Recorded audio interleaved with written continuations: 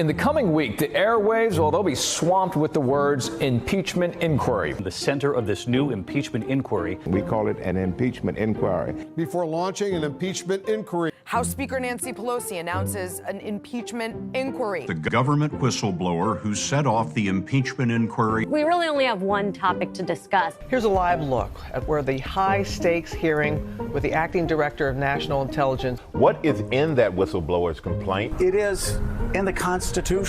Secretary of State Mike Pompeo subpoenaed for Ukraine documents. These past 10 days in September may prove pivotal. Key moment in the impeachment battle. What I think has shifted is sort of the moral implications inside the Democratic caucus. Donald Trump will leave Congress, in my view, no choice but to initiate impeachment. Oy vey, as my loving grandma used to say. Don't get me wrong, we have a corrupt president. Not exactly breaking news. Should he be impeached? Yeah, for about 25 things. But do you need me to tell you that? Do you need status quo to cover this wall to wall? I don't think so. But let me tell you something else that's very scandalous. The fact that Flint, Michigan still does not have clean water 5.5 years later. The fact that Newark, New Jersey, Pittsburgh, Milwaukee, Cleveland, parts of Florida, parts of California, parts of Massachusetts, Detroit. So the residents have had to bear this burden of the city screwing up, the state screwing up. So this issue about water is a growing crisis in the Midwest, if you ask me. And many other cities in America also have water problems. Another scandal. Black men continued to be executed by the police in the United Corporations of America. So it's many inconsistencies that's in the situation. So we know, that it's plain out murder. I understand or have some understanding of police culture, that they like to protect their own. For years and decades, it's been an open season for black men. After they dragged him for several feet, they put him back on the ground face down. Another scandal. State parties all over the country, Democratic state parties, are screwing local progressive candidates, just like the DNC screwed Bernie Sanders in 2016. Another scandal. Fracking and these crude oil, natural gas, totally unnecessary, totally toxic pipelines are being built at a record rapid pace, and there are fighters on the ground getting no media coverage. Since when is profit more important than water? When is profit more important than people?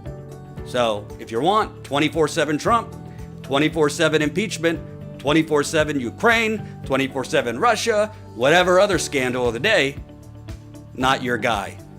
But if you want on the ground, in the field reporting of the actual, true, long-lasting, happening way before Trump scandals in America, become a member. Statusquo.com/join for as low as a cup of coffee a month. Statusquo.com/join. Help us build the media revolution.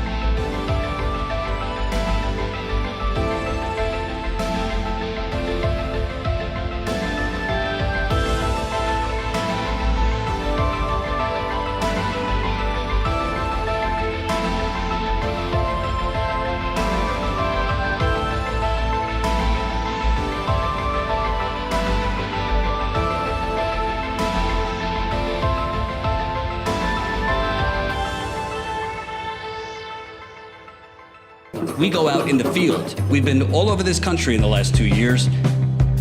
Standing Rock. I've been with you. I've been with you since Standing Rock. Wow, you got me on right now.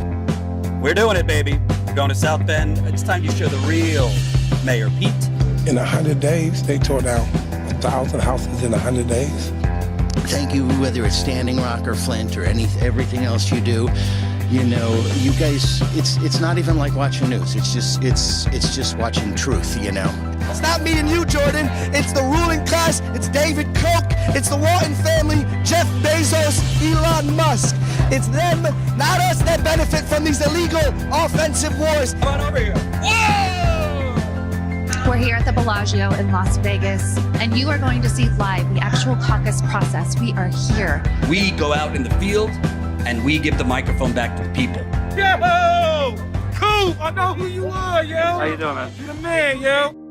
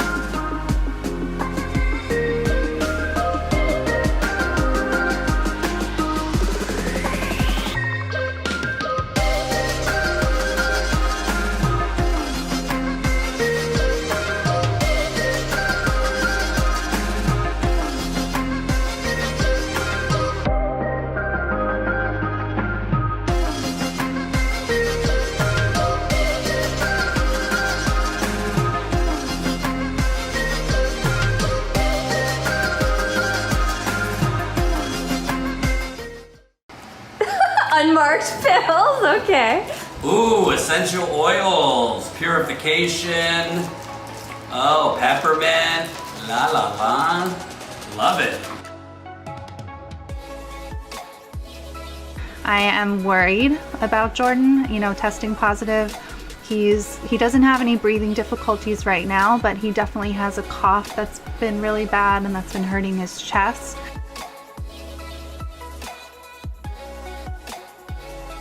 That's Fury right there. I've cleared out the desk and now got my drill a hole and we'll see how this goes. Hopefully well. I know a general idea of what I want, essentially, so I'll try and get all this down to about a minute, get the main points, especially I got 2 videos at least for Flint. The bottom line is, it's Sunday morning, I'm preparing for my Sunday live stream, which usually takes me about 2 hours to prepare for before the live stream. And I got an email from a viewer. Hey guys, Jen Dice here with a behind the scenes video. First of all, thank you so much for being a member. It's because of you guys that Jamal and I are able to be here. We can't thank you enough. It means just the world to us.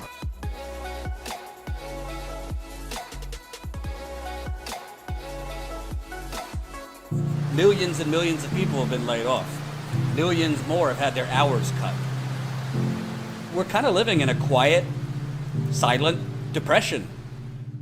What do you call 45 million people filing for unemployment? $1,200 in 3 months makes no sense. Makes absolutely no sense. Everybody should be paying attention to what's going on because this is happening in every county, not just Louisville, Kentucky. And that's why the world is like, wait a minute, enough's enough. And one thing I do know is if you're not sitting at the table, you are on the menu. And it seems like we continue to be on the menu. I don't want to have to lose everything that we worked really hard for. We've been struggling for 5 years, and then we finally got everything together, and it just instantly went away.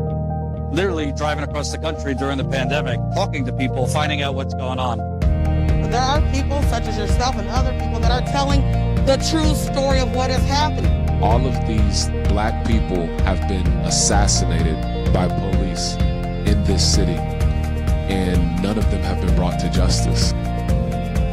People don't really care about those things in places where, you know, we're not New York, we're not Chicago, we're not Minneapolis, we're Louisville, Kentucky. If somebody calls you screaming for help at 911, they never treated her. They never came to her apartment, nothing. Vote. Vote. And do what's right in your heart because change comes from within. So as long as your heart is pure and you're doing what's right, that's what matters.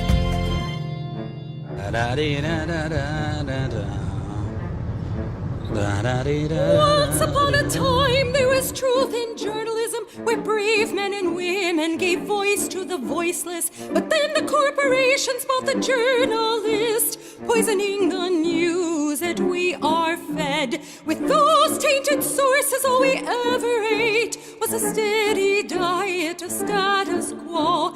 This hijacked narrative hid the truth of mass suffering, injustice and corruption throughout our land. Status quo, status quo, status quo, status quo. To expose this shift to oligarchy came a band of honest journalists. They left the studio and hit the streets to give the microphone back to the people. From sea to sea, the people were empowered to share their truth. Their voices no longer stifled, reclaimed their power. Join the media revolution now.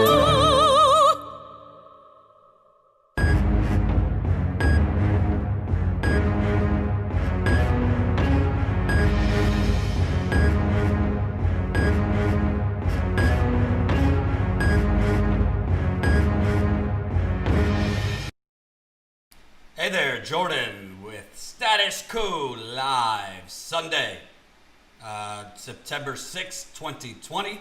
Hope everybody's having a lovely day here in the United Corporations of America.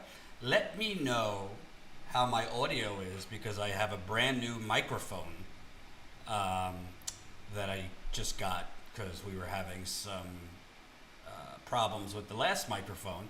Hopefully my audio is okay. On this one. Happy Sunday. Very, very sunny here in New York City. Do you know that it's supposed to get up to as much as a 111 degrees? 111 degrees in Los Angeles today. There's some static. Ugh. Still? Hold on.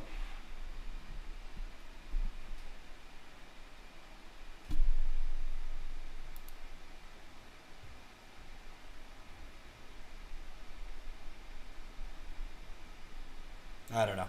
I'll have to do it with Colin after the live stream, figure out what that static is. But hopefully you can bear with me. So, 200 people watching already. We got a huge show. I mean, this is going to be a big one, folks. So get your popcorn, tea, whiskey. Oh, is that my fan? Maybe it's the fan. I'll turn that off. Big show. And this live show is leading right into our members call. Right after the stream. We're thinking 3 o'clock Eastern, 12 o'clock Pacific. But this time, we're doing a bit of a free-for-all. Members and non-members will be invited to the members call today. Hope you don't mind, members. We want to invite non-members so they can kind of get a taste of what it's all about, the behind-the-scenes kind of stuff.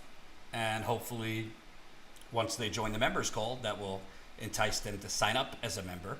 So if you are not a member, the only way you're going to get the link to become, the only way you're going to get the link for the members call is by going to statuscoup.com and put in your email.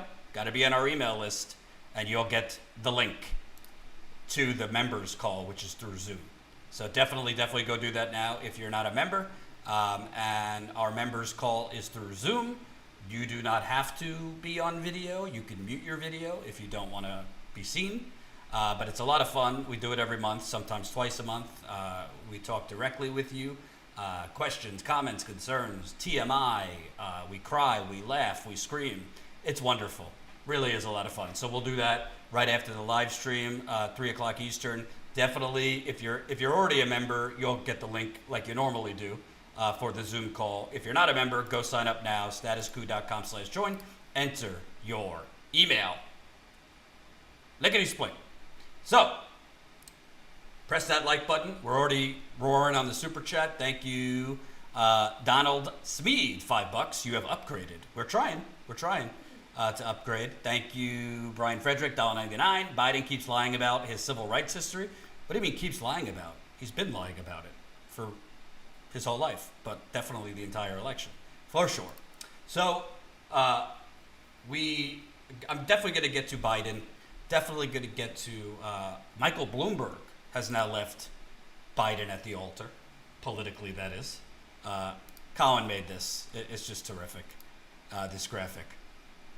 You know, nothing wrong with same-sex marriage or anything, but definitely, you know, Michael Bloomberg, he made promises to Joe Biden. He made promises to the Democratic Party. This is why Joe Biden and the Democratic Party have been, you know, courting and romancing every warmongering, poisoner, Neanderthal, vulture Republican there is in the country. But it's already starting to backfire. So we're going to get to that in a little bit.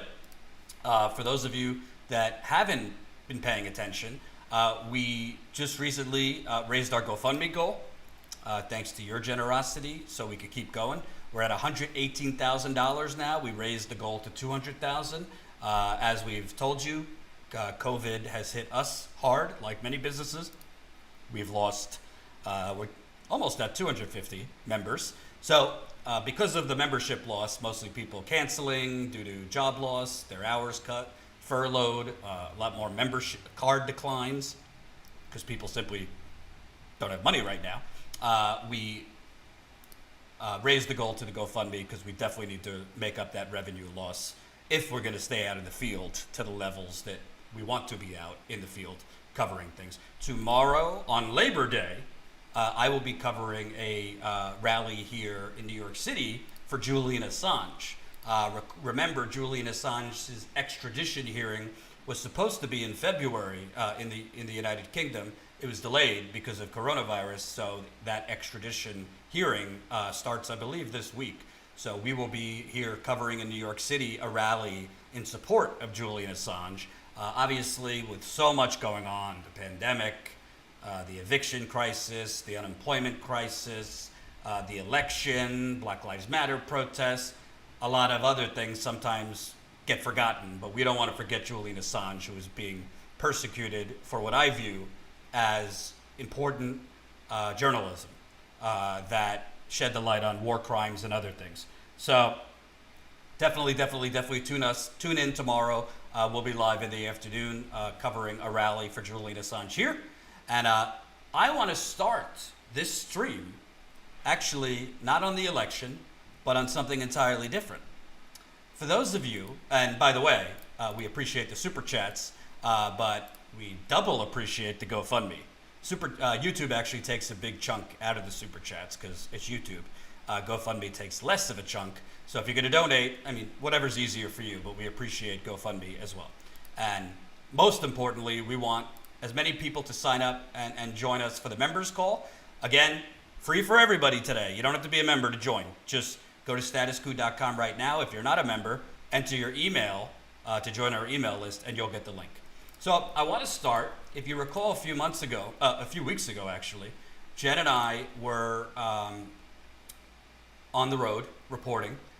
We were in Milwaukee covering the convention, even though it was virtual. When we on the drive back, we did some stories in Chicago. We also went back to Flint. And when we got back, we went to get tested for coronavirus. Because obviously, being in many different states, we're around protesters, we're around a lot of people. Some people are wearing masks, some people are wearing masks half off their face. You can never be too careful. I've had coronavirus. People are. We're starting to see people who have had it getting reinfected. So we went to get a COVID test. After that COVID test, we were walking to get an Uber, and essentially Jen saw, we both saw a white guy screaming really racist things at a bus driver. And the rest is history. Jen started filming it, and he attacked her and stole her phone. So it was a very traumatic situation, obviously, for Jen. The guy got caught, he got arrested, but because he broke her phone, which, let me take it out here, because he broke her phone, that's the back end of her phone, if you can see, and, hold on, that's the back end, this must be the front end, I don't know. But as you can see, once the guy lunged at Jen and stole her phone, that's what's left of her phone. And it's not been easy because there's major protests going on in DC right now. Another black man was murdered by police, but Jen doesn't have a phone to go shoot it. So we're in the process of trying to get her a new phone, and she spent 2-3 hours on the phone with Apple and then the insurance company. What a disaster. Anyway, but a lot of viewers recommended that we go to a company here in New York City that does data retrieval. So for whatever reason, if your phone breaks or something breaks, computers, whatever, they might be able to extract it. And frankly, we wanted to get the moment of this guy lunging at Jen and hopefully get him saying racist stuff. The truth is, we heard him saying racist things at this black bus driver, and that's when Jen started filming. So she started filming after we heard him saying it, but she still caught some of it. We didn't know if, the company would be able to retrieve anything from her phone or this footage. And the company quoted us $450 to $600 it would cost if they do retrieve it. It's a lot of money for a little startup media company to get this footage, not knowing even what she was able to shoot. Because remember, she was shooting it when he attacked her. So she didn't even get the chance to press stop recording. She couldn't, he lunged at her, so he didn't get the chance to press stop recording. Anyway, the good news is we were able to get the footage. I don't want to oversell it because it's only 13 seconds, but we paid a couple $100. We paid $350 for this footage, not to mention what getting Jen a new phone is going to cost, which we don't know yet. So anyway, I wanted to start, and we're going to get to Biden and Bloomberg and the terribleness soon, but I wanted to start with Jen's report on what happened, and now we have the footage. We got 365 people watching. 159 of you have pressed that like button. So please, please press the thumbs up. The more people that press that like button, the more people that will see this live stream. I'm not even gonna shamelessly, I'm not gonna say, I don't even think this is shameless, but I hope as you see this footage and you see what actual journalism, the risks of actual journalism, I hope if you got a couple bucks, you'll drop it in the GoFundMe. We'll get into some of the things we plan on doing in the next few weeks, which are going to require more funds. So here, for the first time, you'll see the footage. Again, it's only 13 seconds, but I think it shows what actually happened, and you'll hear Jen's takeaway. Here we go.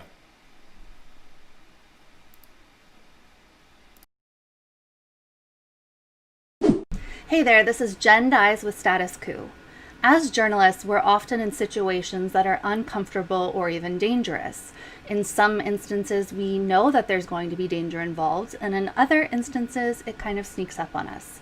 That's exactly what happened last week. Jordan and I had just returned from an infield reporting trip, and we decided to go to a hospital in New York City in order to get tested for coronavirus. This was just a precautionary measure because on our infield reporting trip to cover the Democratic National Convention and other stories, we were around people. Even though we were safe and wearing masks and sanitizing and keeping our distance, we just wanted to make sure. So we saw that this one hospital was giving turnarounds of about 2 days from the time of the test. So after a long time at the hospital, finally having gotten our tests done, we walked down the street away from the hospital in order to catch an Uber. We were just going about our business, kind of checking our phones as people do, walking along, and then we start to hear this yelling. As we get closer, we could hear that this man standing on the street was yelling extremely horrific racial slurs and racist statements at a black bus driver who was parked at the bus stop right in front of him. So as we started walking closer, I pulled out my phone and started recording. As I was recording, Jordan behind me asked, "Sir, what did you say?" or something to that effect. The man turned and saw me there recording his racism that he was displaying right out in the open. And he lunged at me in attack, grabbed my phone from me, threw it across the street. So it landed about halfway across the street. New York, all of you motherfuckers. What'd you say, sir? Black Lives what? Oh, yeah. No, I'm talking to this guy here. Okay. Without knowing what to do, my instinct was to run after my phone. So I ran across the street to try to get to the phone before he did. Unfortunately, I tripped and fell hard on the pavement right in front of where cars were stopped at a stoplight. And I was totally shaken up. The wind was knocked out of me. The man, of course, who had been yelling the racist statements, grabbed the phone again and took off down the street. So Jordan and a really kind, wonderful woman helped me up, helped me get my bearings. The wind was knocked out of me. I was very scraped up in many different places. My knees were skinned, my elbows, my arm. I had landed somewhere on my throat and my chest, so it felt weird to breathe along with having the wind knocked out of me. I was pretty shaken up and in shock and kind of out of it. So Jordan then took off running after this man. And there were some good Samaritans nearby as well, a group of men who were actually saying, "Let's go, let's jump this guy, let's go get him." So they took off down the street. The wonderful woman who had helped me up stayed with me, made sure I was okay. She slowly walked me toward where Jordan and the other men were. And she just kept saying, don't worry about people like that. She kept, asking me again if I was okay. When we finally got to where Jordan was standing, they had lost the guy. He slipped away. So this group of men and Jordan were standing there where he was last seen, where this man was last seen. So the woman saw that I was back with Jordan, and she, said her goodbyes and walked away. And then she actually came back and she said, I just want to give you a hug. And so she did. We shared a hug. She was a black woman, and she had heard what that racist man had been saying. And again, she repeated, don't worry about people like that. But she wanted to hug me for trying to capture it on film. And that, as journalists, is part of what we do. At Status Quo, we often attend protests for the murders of George Floyd and Breonna Taylor and Black Lives Matter and so many Black lives names. The list is extremely, extremely long and growing by the day. So we at Status Quo, we attend these protests. We, as journalists, report on the social changes, on the changes that are happening in this country. Racism is abundant. Racism is disgusting, and it's everywhere. Here we were in New York City, standing on a street, a black bus driver just doing his job, and here's a racist man standing in front of his bus, not letting him pass. I was, going back to where we were standing, I was just really shaken up, had no idea what to do. Jordan decided to go ahead and call the cops. So the police quickly came and took our statements of what happened, our descriptions of the man who had stolen the phone, and they had an extra phone. I don't know if it was for this purpose or not, but they had me enter in my Apple ID information so that they could then, figure out based on GPS and find my iPhone as the feature where my phone was and potentially where this man was. So we hopped in the back of one of the police cars. In the back of a police car for innocent purposes. How you feeling? I'm pretty shaken up. I don't know if I should explain what happened or. Pull that out again. Yep. Agenda is 2 for 2 this year. A few showed up. There were several police officers, and they drove us to where the GPS was pinging, was showing that my phone was.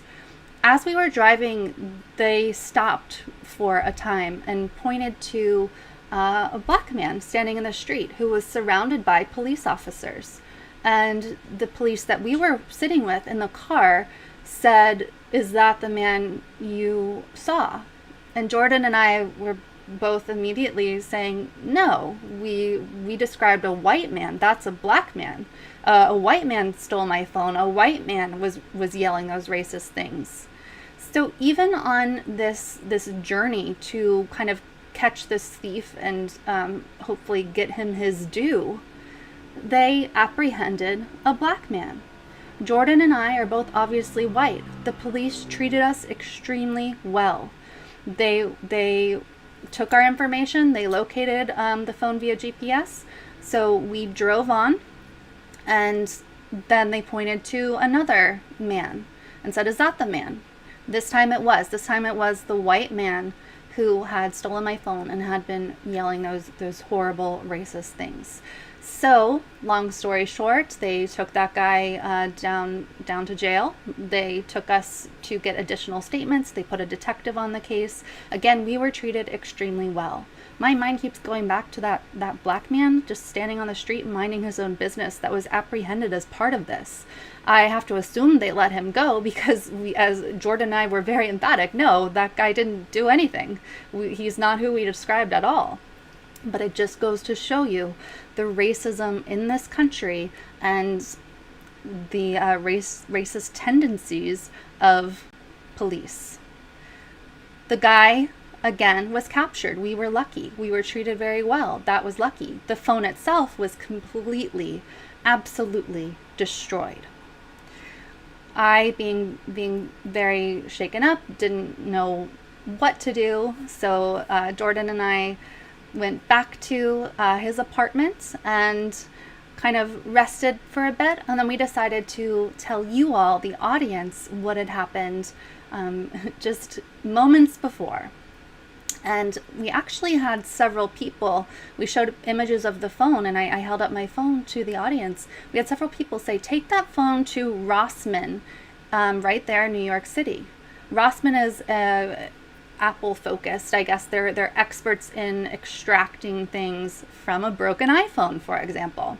So again, this iPhone completely smashed. I wouldn't think there'd be anything findable or gettable at all. But we really, really wanted the footage that I had started to capture of this racist white man screaming at the black bus driver and of the guy attacking me and throwing the phone. So we followed people's advice. We took the phone to Rossmann, and a week later, just the other day from the time I'm filming this, Rossmann was able to extract that video, which you can watch right now. Here it is. New York, all of you motherfuckers. What'd you say, sir? Black Lives what? Oh, yeah. No, I'm talking to this guy here. Okay. So of course the video's not long. I wish that I'd been able to film the entire encounter. I wish that I'd been able to capture the horrific racial slurs and racist things that this guy had been screaming at the bus driver.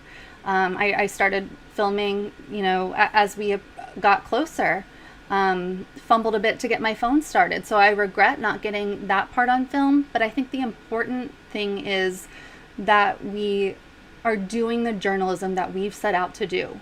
We weren't planning to do a story that day, but racism is all around us. These stories are all around us. Just going about our day after getting a COVID test, we see this example of racism right on the street. So it goes to show you that Status Quo is here to show what's going on. It goes to show you that we are in deep, deep trouble in this country. We see all of these protests, we see all of these awakenings of white people, but at this country's heart is racism, is discrimination, are these horrible things. Status Quo will continue reporting, and I do want to say that I am doing well, I'm feeling well, my injuries are healing. I am grateful, so grateful that we were able to extract that footage and that nothing worse happened. And I feel privileged to be a part of reporting like this. A black police officer, when we were back at that precinct, made special effort to come over to me and thank me for recording that, for filming this racist guy. He said, "Thank you for doing what you do." So this journalism matters. It truly does. And once again, we are never going to stop. Hope you enjoyed that last video. Hop on over to statusquo.com where you can sign up for our email list and become a member for as low as $5 to $10 a month. Membership is how we grow. That's statusquo.com/join. And remember, join our email list so we can grow the revolution with you. So we will post that video separately. Again, it is what it is. We started filming, or Jen started filming after we saw this guy. He was ranting Black Lives Matter. I heard him say the N-word. I saw some people in the chat. I didn't see, he did not come off to me as mentally ill or drunk. Wasn't slurring his words or anything like that. If he was drunk, he wasn't falling over when he lunged at Jen and then sprinted away. I think that to me, what this really highlights is obviously there's the, just in your face, violent, graphic, horrible issues of racism with police, with Jacob Blake 7 times in the back and Ahmaud Arbery and George Floyd, Breonna Taylor. But there's these microaggressions, forms of racism happening all over the country. Whether it's that guy screaming at a black bus driver for God knows what reason, or I've seen plenty of white, redneck types, screaming racist things over the last few years. We could, I'm not a psychologist. We could say Trump has unleashed it and made it acceptable. Who knows the actual reason that stuff that previously was in the background and maybe behind closed doors is now full on out there. But whether Trump wins re-election or not, Biden, can talk about restoring the soul of the country, but the genie's out of the bottle. These people are not going, back and just being quiet about their racism. And, I'm not defending racism by any means, but I also think part of it has to do with when you have such terrible situations in America, income inequality, the pandemic, people facing evictions, mass poverty. That's when people look at who is to blame. They look for someone to blame, and people like Trump capitalize on that. So happy we were able to retrieve that footage. I ain't gonna lie, when it's all said and done, between getting the footage and costs to get Jen a new phone, it's probably gonna cost us well over $1,000. So hopefully, if you got a couple bucks today, pitch into the GoFundMe, we'd really appreciate it. So, from one form of racism to another. Remember how during the Democratic primary, we were told that by corporate media in many cases, Democratic pundits, and by the way, 400 people watching, 293 of you have pressed that like button. Can I get another 100 of you? Please, please, please. Press the thumbs up button right under the video. It'll make a big, big difference. Thanks for the super chats coming in. PJ Maxx, $5. I wouldn't believe Biden if he said he was for motherhood and apple pie. Ooh, apple pie. Anthony, $2. From the Motor City, vote green or any third party. Thanks for the Motor City. Myra D, $2.99. Appreciate it, Myra. Brian Frederick, $1.99. Pelosi in Congress are totally out of touch. I agree. So, we were basically told during the primary, hey, Bloomberg, stop and frisk, maybe that wasn't so nice. There were things coming out about his treatment of women, the culture at Bloomberg with women, the fact that he allegedly told a woman a worker of his who was pregnant, get rid of it. Obviously, if you live in New York City, I don't need to explain it. Michael Bloomberg was all about creating a new Gilded Age of a tale of two cities, pushing gentrification, tax cuts for the already wealthy, all of that. But because of this new Trump derangement syndrome we have in the Democratic Party, we were told, Michael Bloomberg, come on down. And it just so happens after Michael Bloomberg gave $18 million to the Democratic National Committee, the Democratic National Committee suspended all its rules for debating that kept people like Tulsi Gabbard off the debate stage, that kept Andrew Yang off the debate stage later on. They just suspended their rules for Michael Bloomberg after he gave $18 million to the DNC. No correlation, obviously. But interestingly, obviously Bloomberg was a disaster in that first debate. I guess he just arrogantly thought he could wing it. And he faded pretty quickly. I think he was only in 2 debates. Super Tuesday, I think he won Samoa, American Samoa, I think he won. So he spent, I believe, $800 to $900 million overall to win American Samoa. That's all he won. But the Democratic Party, nonetheless, embraced Michael Bloomberg. Again, if there was no such thing as Donald Trump, and there was not this, extreme makeover thing going on with the Democratic Party, and when I say that, I mean, Bill Kristol, come on down. Your warmongering crimes are forgiven. David Frum, we love you. Nicole Wallace, who brought us Sarah Palin, was communications director for George W. Bush, pushing his, war in Iraq. We love you. Nicole Wallace is the new darling of the left. She has a show on MSNBC.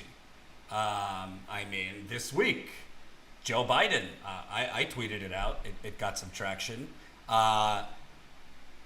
Rick Snyder, the poisoner of Flint, endorsed Joe Biden. They're slobbering over Rick Snyder. Joe Biden's campaign sent it out as an email to the press. They were embracing it.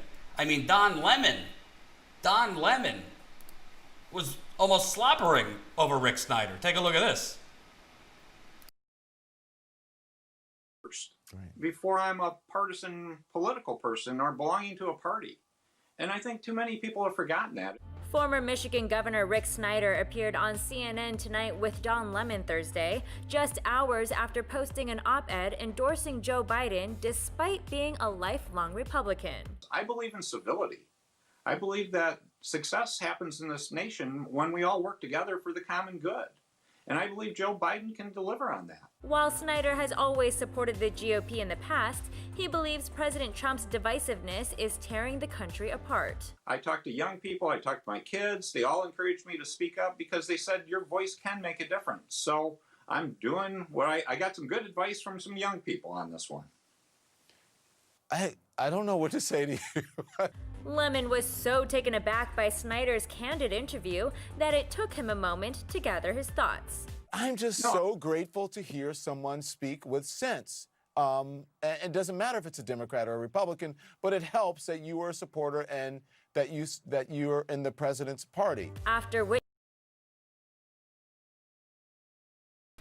yeah, because Rick Snyder, who presided over a massive cover-up, that not only did he recklessly allow the city of Flint to switch to the Flint River, despite, as Jen and I broke a few months ago, a major story we broke with Vice, that he was warned about the Flint River being a health hazard to residents before he allowed it to switch. Not only that, but he presided over a massive cover-up to prevent news of a deadly bacteria, Legionella. He'd found out about it in October 2014, 6 months after the water switch, buried it so that he could get reelected as governor. That's who I want to hear about civility from. This is the problem with corporate media whose anchor men and women are out of touch millionaires like Don Lemon. Yeah, go ask the people of Flint how civil and patriotic Rick Snyder is. Disgusting. But, so, the Democratic Party, all in this Trump derangement, has rehabilitated Colin Powell. He spoke at the Democratic Convention. John Kasich, who, bashed labor unions, tried to shut down every Planned Parenthood in Ohio. I mean, you're a terrible Republican. And Michael Bloomberg spoke at the Democratic Party convention. Okay. But Jordan, devil's advocate here. By the way, we got 450 people watching. 343 of you have pressed that like button. Can I get another 100 of you to please press the like button? Let's get this viewership over 500 views. By the way, as a reminder, if you came late, members call. Right after the live stream, we're thinking around 3 o'clock Eastern, 12 o'clock Pacific. We're doing it a little different this time, open to everybody. Members will get the link as normal, but we're opening it to non-members also. It's through Zoom. You can mute your video if you don't want to be on camera, but it's a lot of fun. You can ask us questions, comments, concerns. We cry, we laugh. If you're not a member, the way you'll get the link is by going to statuscoup.com right now, enter your email. I think it's on the side of the screen. If you enter your email, you'll get the link to join our Zoom call. We're thinking around 3 o'clock Eastern time. So, but I've been told, and progressives have been told, Jordan, this isn't the time for purity. We have a fascist in the White House, and we have to embrace even some really, really, untoward sewer rats like Rick Snyder, Michael Bloomberg, Colin Powell. We got to take support wherever we can get it to get rid of Donald Trump. And even if you don't morally agree with that, that's the strategy that will work, apparently. This is what Joe Biden's campaign is banking on, because they've basically told progressives, go take a hike. They chose Kamala Harris, which I don't know any actual progressive that choosing Kamala Harris as vice president, swayed them. They, won't budge on any policy. Thank you, Arlene. $20 in the GoFundMe. Lynn, $10 in the GoFundMe. $118,030. Keep it coming in the GoFundMe if you can. Really appreciate it. So we're told that this is the strategy that works because we need to, when I say we, I'm talking the Democratic Party thinks there's enough, quote, moderate Republicans in the country that are so disgusted and are so aghast at Donald Trump and his behavior as president that they'll switch over. Because, you know, they didn't have enough information in 2016. These people that voted for Trump. You know, him on tape bragging about assaulting women. That wasn't enough to get them over to Hillary Clinton at the time. Him, calling John McCain a loser or whatever for getting captured. They didn't have enough information in 2016 about who this man is. Him, calling for the banning of Muslims. Him calling Mexican immigrants rapists and criminals. They just didn't know enough about him then. And now, since they've seen the full buffet of Trump's vileness, we could get them over. And as a result, we've been told, bite your tongue, hold your nose. Yeah, we don't like Bloomberg, but come on in, we need his money. Bloomberg promised that even if he wins, even if he lost and did not become the Democratic nominee, he was going to spend unprecedented amounts of money to elect whoever the Democratic nominee was. He also told his staff, many of whom left other campaigns to come work for him, that win or lose, he was going to pay their salary and health care through the November election. And that lasted about 5 minutes after he dropped out. So he stiffed his campaign workers, who he promised he would pay their salary and health care. Would be kind of nice during a deadly pandemic when you could get sick, you could die, people are losing jobs. Wouldn't that be nice if he actually followed through on those promises? But he didn't. And the media never called him out on it, because that's just the price of capitalism, right?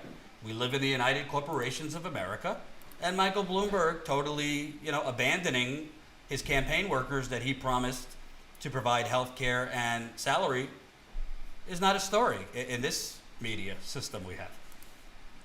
But I saw today, Joe Biden and his campaign have been twisting themselves into human pretzels to cater towards Michael Bloomberg and these others. Well, looks like Michael Bloomberg has left Joe Biden standing at the political altar.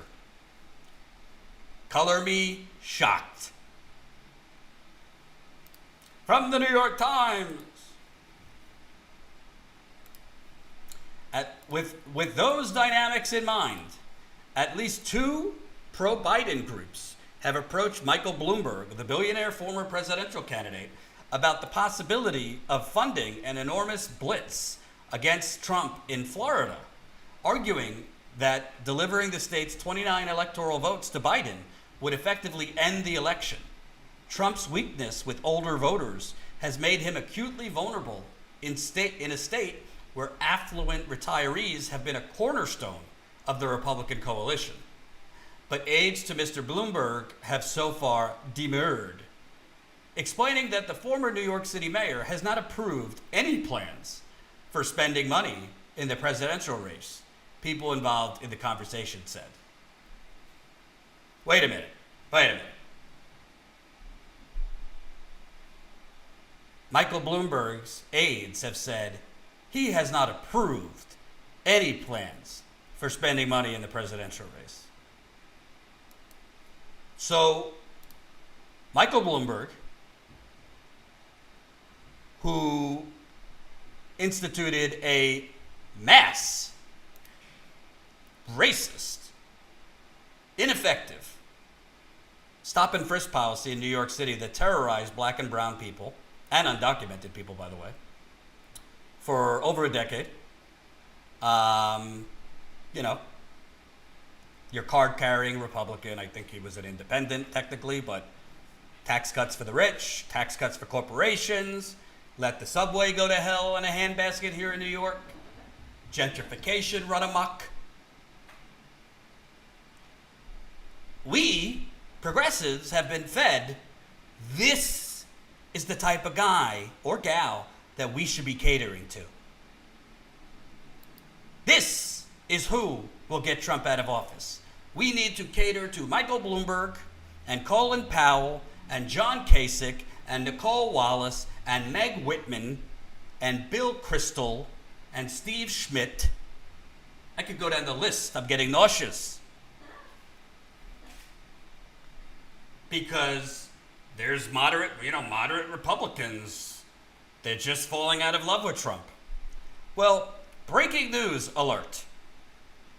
Breaking news alert. And keep those super chats coming. I'm gonna read them in a minute. Republicans don't vote based on moral fiber. I don't know if Joe Biden's campaign knows that. Most Republicans, and I've been around the country, I've interviewed a lot of them, they kind of come in three buckets, shall you say. You got the religious types who it doesn't matter if you're, if you're glow in the dark. It doesn't matter if you can speak full sentences. It doesn't really matter if you're a fascist. If you're for that fetus, if you're pro-life enough, if you are pro-Jesus enough, if you're pro-Second Amendment enough, I'm with you. Case study, example A, evangelicals voting for Donald Trump, who cheated on every wife, cheated on every business.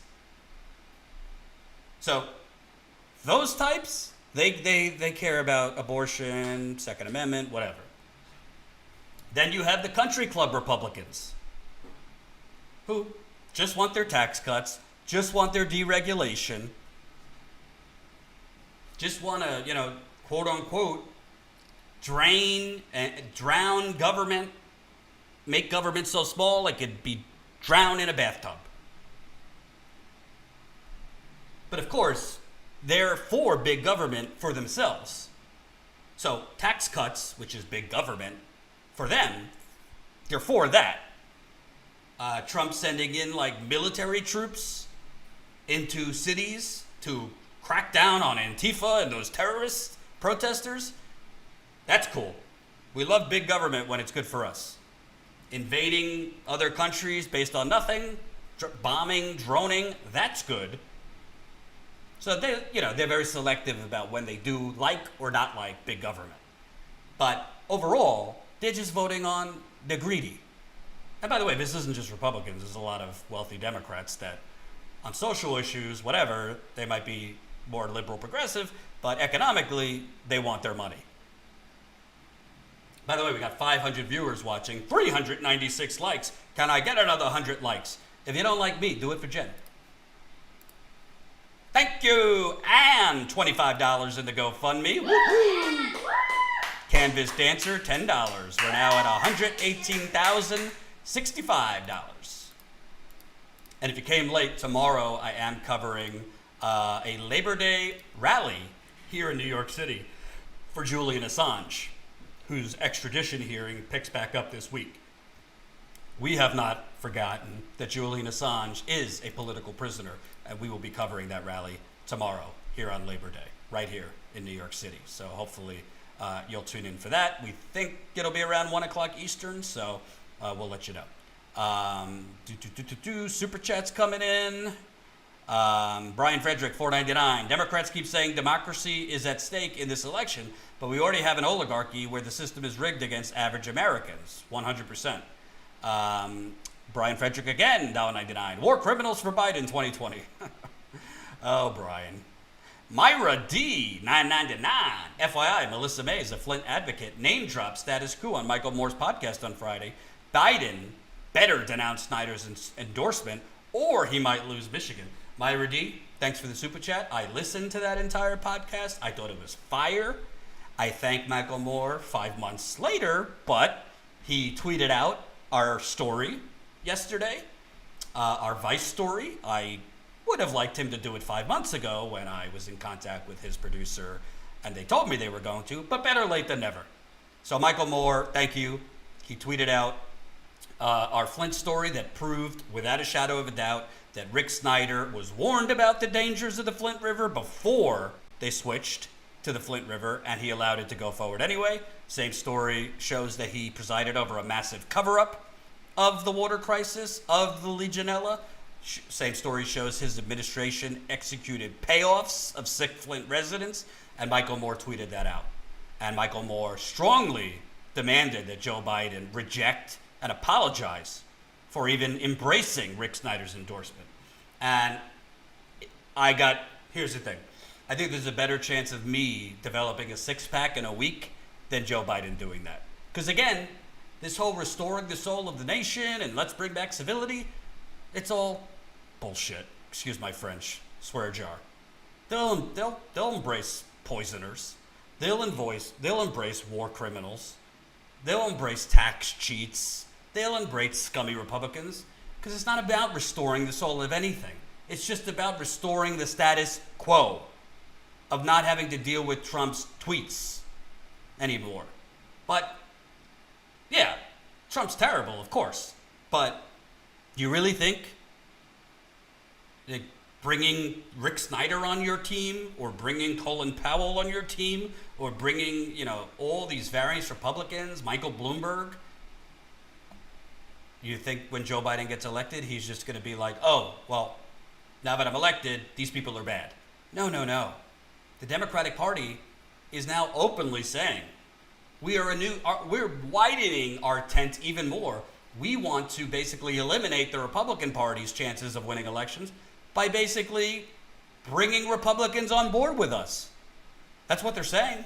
They could pretend that it's all about beating Trump, but in reality, they're trying to redefine and redraw the electoral map to attract suburban voters and some rural voters that typically voted Republicans and make them Democrats. And as a result, you think their policies are going to be shifting further to the left if they're catering to more Republicans? No. But I did listen to the podcast. I thought Melissa was amazing, and I really appreciate Michael Moore tweeting out our story. I'd even appreciate Michael Moore more, if you'll have me on Rumble. I got a lot to tell you, Michael, and tell the world that they don't know. Welcome, new Status Quo member, Dennis. We're now at 1,732 members. By the way, hour and a half is our members call. Members will get the link. If you're not a member, we're actually inviting non-members too, just for today, because here's the goal. We want non-members to join the call. They'll see how fun it is. We do this every month. They'll see what else they could get for being a member, and hopefully they'll sign up as a member for as low as $5 a month, because we definitely need to grow our membership. We keep losing members because of this coronavirus, people losing their jobs, people getting their hours cut, furloughed. We obviously get it. It's tough times, so we can't blame people who have had to cancel, but we hope more people, non-members, will also join us today. To join us, just go to statusquo.com right now, enter your email. So you'll join our email list, and you'll get an email with the link to join our call around 3 o'clock Eastern. We're going to do it. JK, $5 super chat. Didn't Bloomberg pledge to fund the Democratic nominee during the primaries, or did I imagine that? JK, you are not imagining that. That's the point. This is all theater. Michael Bloomberg promised to fund the Democratic nominee if it wasn't him, and now he's stiffing the Democratic nominee. He has left Joe Biden at the altar. Gotta love this Colin Tooley original graphic. So, bottom line, putting aside the moral aspect of this, that we shouldn't be just for 3 months, putting aside the fact that Rick Snyder is a low-life criminal who should be in jail if we had a sane system, who basically closed his eyes and presided in a cover-up of the Flint water crisis and allowed children to continue drinking poisoned water when he knew it was contaminated. Putting aside Colin Powell and those war crimes, Michael Bloomberg's racism, putting aside all of it for a second. Let's just get down to brass tacks and the strategy of catering to these people. Is it actually going to help Joe Biden win?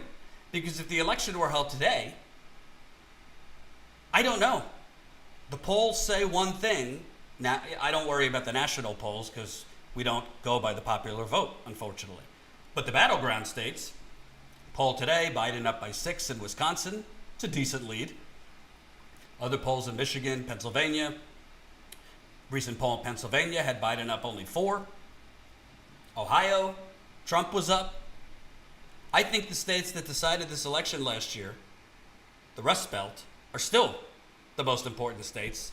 And between the unknowns that we don't know, mail-in ballots, which I think are going to be a disaster, not because I think there's going to be fraud, but I think, just look what happened in New York. It took a month to finally count the primary elections in New York because of unprecedented mail-in ballots. Times that by 49 states. It's going to be a mess. It's not going to be an election night. It's not going to be an election week. It might be an election 3 months. And if you have PTSD from the recount of 2000, you better stock up on whatever supplies, whether it be tea, whether it be whiskey, whether it be plants that you smoke, because I don't think the winner is going to be called for quite some time. I think we're going to have more money invested in lawyers than healthcare in this country. And the lawsuits will be flying. But at the end of the day, does catering to Michael Bloomberg, Rick Snyder, Colin Powell, John Kasich, all these Republicans, and I don't think every Republican's terrible. There's some Republicans that, okay, I mean, I don't agree with them, but they're not terrible people. Is this going to win? Are there more moderate Republicans out there than there are progressives, young people, young black people, young brown people, young people, certain slice of independent voters that lean towards the progressive end? Remember, Bernie Sanders, traditionally, the corporate media never told you this, he crushed opponents among independent voters. A lot of independent voters lean further to the left. I'm telling you, no. This strategy of basically giving the middle finger and not even bothering to even appear like you're trying to win progressives over, trying to win Bernie Sanders voters over, trying to win black people under 40, trying to win brown people under 40. If Joe Biden loses, it's going to be because basically a couple months ago, the brainiacs in his campaign decided it's a better strategy to go after, Michael Bloomberg and types of people that would support Michael Bloomberg, or Rick Snyder, or Colin Powell, or George W. Bush.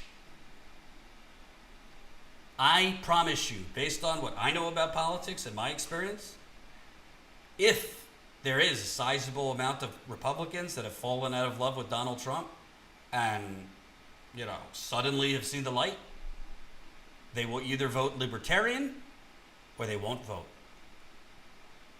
They are not going to come out and vote for Joe Biden because they're suddenly patriotic or because they're finally putting the country ahead of their economic interests.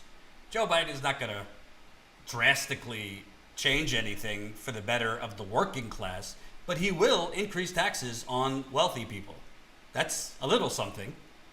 He will slightly increase the corporate tax rate, and Republicans, in my opinion, and based on what I've seen, will certainly vote based on their economic interest a whole lot more and a whole lot quicker than the morality of Donald Trump. Thank you for the GoFundMe. Joan Moore, $20. Now we're at 118,085. Getting close. Keep chipping in the GoFundMe if you can. We really appreciate it. And thanks for the super chats too. So kind of along these lines, and by the way, I should have said this, but we're also going to be interviewing a current police officer, a sergeant in the NYPD soon. Or we're going to be interviewing him. And this sergeant in the NYPD has served as a whistleblower. And he has a lot to say on the NYPD and police across the country. So we're going to be interviewing him coming up soon. And he actually is running for office in New York City. So you don't want to go anywhere. I'm really, really looking forward to that interview. So now that we've established this is a ridiculous strategy. And it will ultimately, if he loses, I think this is why he's going to lose, because they're just giving the middle finger to progressives. Not just progressives, but young people. Like black people under 40, brown people under 40. He needs those people to be inspired. He needs those people to be excited to vote for him. And right now, they are not, based on the interviews I've done. Based on what I see on Twitter, which they say it's not real life. But these people do vote or not vote. But it came out yesterday, Joe Biden has put out his presidential transition team.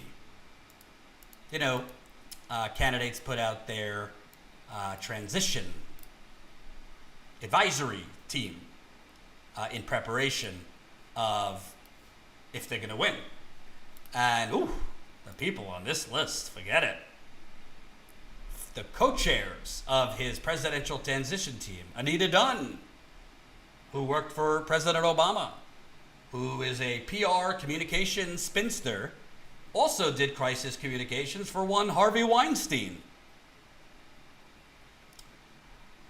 Ted Kaufman, Governor Michelle Lujan Grisham of New Mexico, Cedric Richmond, congressman in Louisiana, who has served as a Biden surrogate. Advisory board also includes Susan Rice, Pete Buttigieg, yes, and former Deputy Attorney General of the United States, Sally Yates. So I want to focus on this because Elizabeth Warren has always said, and many people have said, policy is personnel, right? Who you surround yourself with generally reflects what your administration's policies will be. Let me see if I missed any. Thank you, Brian. Another super chat. $1.99. The presidential debates are going to be a debacle. John Zeller, $5. I really look forward to your videos and the reporting you guys do. It's one of the few channels I value or even follow. Thank you. Well, thank you. That's nice. We work hard, very hard, with very few people. So thank you, thank you, thank you. Thank you, Amber King, $5. Bipartisan think tanks are already planning chaos in November. Need to focus on crypto, human capitalism, and education reform. Capitalism depends on our desperation. Ooh, I'm going to look that up. Crypto, education reform. I like that. So let me introduce you to just some of these people. Anita Dunn, who I already just told you, did crisis communications for Harvey Weinstein. She also, while serving in the Obama administration, basically worked against the Obama administration's main policies. This is from The Intercept. In 2010, Michelle Obama unveiled a bold campaign to take on the junk food industry by providing voluntary guidelines to discourage foods with high levels of added sugar, salt, and fat from being marketed to children. The guidelines, while celebrated by nutrition experts and public health advocates, were dead in the water within a year. Industry lobbyists for companies like General Mills, Kellogg, PepsiCo, and Time Warner flooded the administration with complaints, claiming that the guidelines would kill jobs, and worked with legislators to slip a provision into the government's budget designed to indefinitely delay the guidelines. The campaign to defeat Obama's initiative was managed by none other than Anita Dunn, whose firm created an ad hoc group, the Sensible Food Policy Coalition, to bring industry together in opposition to the guidelines. Dunn, asked in 2011 about working with the junk food industry against the Obamas, brushed off the criticism. Quote, "At the end of the day, combating childhood obesity is not a question of what gets advertised, but a matter of more exercise, healthier eating habits, and working together," says nutritional medical expert Anita Dunn. This is who is the head of Biden's transition team now. Over the years, SD Knickerbocker, which Anita Dunn is a partner in, it's a lobbying firm in DC, has worked closely with other interest groups seeking to derail another signature Obama initiative, after reports showed that major for-profit colleges were systematically misleading students, pushing them into higher cost degrees with poor training and fraudulent promises of jobs after graduation. The Department of Education under Obama pursued a new policy to ensure that tens of billions in taxpayer money would only go to for-profit schools that met a certain standard for students' debt level and income after graduation. Dunn worked directly with Kaplan Education, which owned a network of for-profit colleges, to undermine the Obama administration's crackdown. According to the New York Times, Dunn visited the White House frequently and worked to shape the for-profit college industry's message to fight the Obama initiative. After a series of defeats, the Obama administration eventually passed the so-called employment regulation on for-profit colleges, but for-profit colleges ultimately prevailed. The rule has been largely rolled back by President Trump's Secretary of Education, Betsy DeVos. As a firm, St. Knickerbocker has also been retained to push the Obama administration into backing more conservative, business-friendly policies which Biden has generally aligned himself with. So if Anita Dunn is the head of Biden's transition team, what kind of people do you think she is going to seek out to fill a Biden administration? You think progressives? You think Medicare for All advocates? You think income inequality crusaders? Fight for 15ers? Strong labor union members?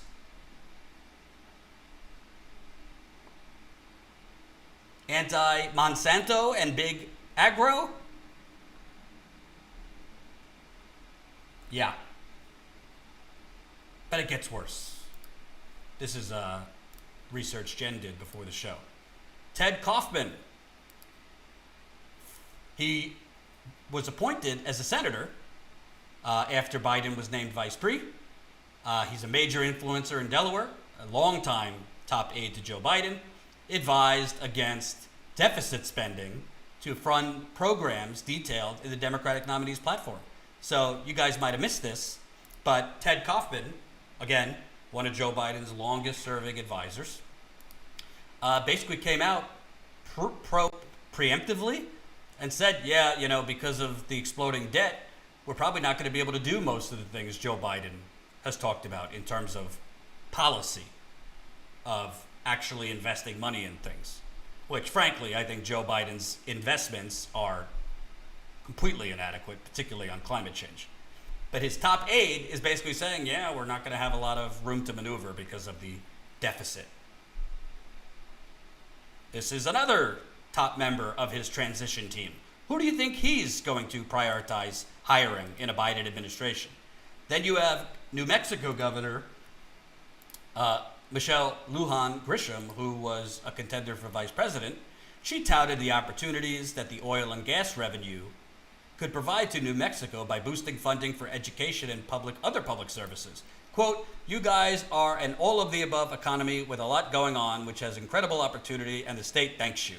It's literally able to transform education without which figuring out the next 100 years doesn't make as much sense, she said. She said revenue from the oil and gas industry in the Carlsbad area would be a main driver of such a project, that she could dig New Mexican families out of poverty. Oh, so you'll dig the planet into further extinction, but at least we'll get some dollars for education and to alleviate poverty. She also professed her full-throated support for the oil sector, telling industry leaders that her cabinet secretaries works for them and that she hopes the state can overtake North Dakota as the #2 oil producer among the states. Quote, I could spend well longer than 30 minutes telling you about the benefits of what's going on in the state of New Mexico because of what's going on in the oil and gas industry. Opportunities that we haven't seen ever. And she said she's counting on the oil industry itself to design new state regulations. Oh my Lord.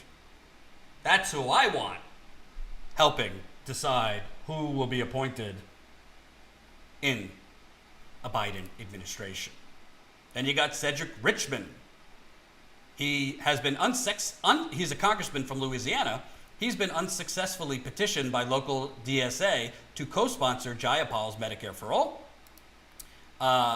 He also, despite, quote, this is from Sludge, despite representing a low-lying Louisiana district that could be one of the areas in the U.S. most immediately impacted by climate change, Richmond has voted reliably in favor of expanding production and exports of natural gas and oil. His voting record is one of the most fossil fuel industry friendly of all Democrats in Congress.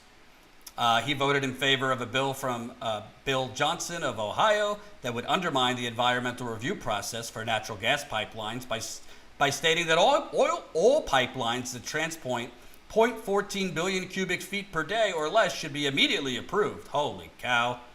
That's who I want deciding environmental hires. He's voted in favor of many Republican bills opposed by environmentalists over the years, including a bill to exempt cross-border pipeline from environmental review. Oh, since 2011, he's received $272,000 from PACs and individuals in the oil and gas industry. Then you have Jeff Zients, former director, White House National Economic Council, helped fix healthcare.gov Obamacare website disaster, major advocate of the Trans-Pacific Partnership. During an interview with Al Hunt on Charlie Rose, he said about the TPP, quote, I think that it's fair to say that past trade agreements have not always lived up to the hype. In the past, enforcement of labor and environmental standards have been side agreements. This TPP completes the president's promise to renegotiate NAFTA by making labor and environmental provisions enforceable. So this will be the most progressive trade agreement there's ever been. He's a former Facebook board member. Before joining Obama, Zients became very rich, taking 2 David Bradley ventures public, the advisory board company and the corporate executive board. When he was 35, Fortune estimated his net worth at $149 million. He currently heads the Crane Mayer Group, a holding company on the model of Warren Buffett's Berkshire Hathaway. Zients today is a major fundraiser bundler for Biden and is said by multiple sources to want a top economic post in the administration. Quote, the truth is that Jeff's policy perspectives were not significantly different than my own on most economic issues, Obama said. It's just that Jeff was a rich, successful businessman, so when he said it, it sounded better to them than when I said it. Gotta love this guy saying the TPP will finally provide those environmental and labor protections that have been promised in NAFTA and other agreements. I mean, I could go down the list. There's a couple more. But the point is, on this, I agree with Elizabeth Warren. I think personnel is policy.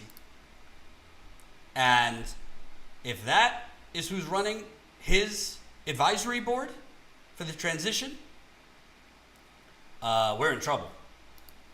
Because the transition team is who staffs up.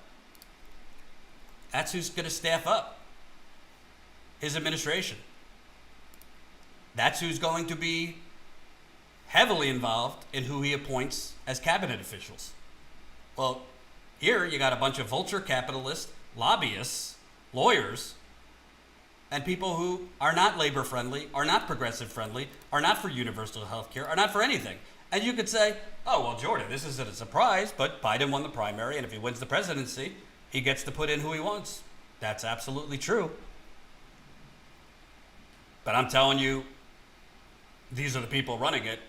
Hence, don't expect Biden to be putting in progressives in actually consequential positions. Now, this one's even more interesting.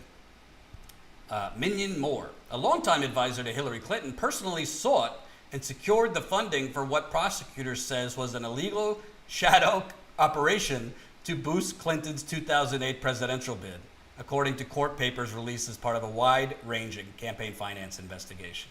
Clinton aide Minion Moore asked him, Jeffrey Thompson, to fund pro-Clinton efforts in 4 states and Puerto Rico costing $608,000 during the hard-fought 2008 Democratic primary campaign, the documents show.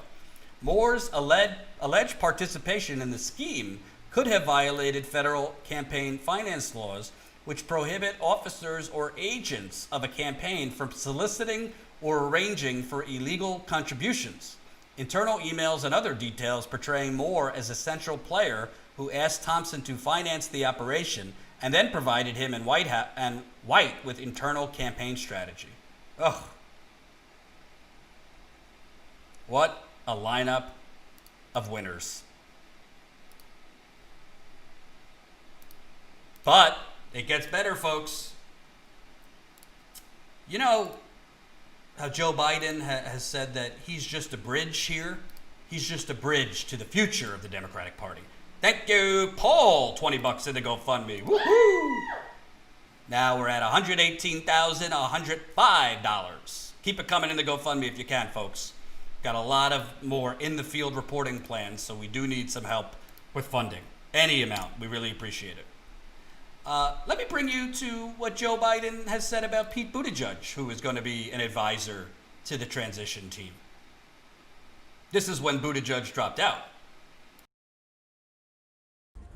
I don't think I've ever done this before, but he reminds me of my son, Bo. And I know that may not mean much to most people, but to me, it's the highest compliment I could give any man or woman. And that is that, like Bo, he had a backbone he has a backbone like a ramrod. I really mean this. And think about it. You've heard me. Some of you have heard me say this before. When I got elected, same age Pete got elected, 29. People would come up to me and say, because if I won, there must have been some secret. And they'd come up to me and say, "What's the secret?" And I said, "There's one secret. You shouldn't get engaged unless you know what's worth losing over. What's worth losing over."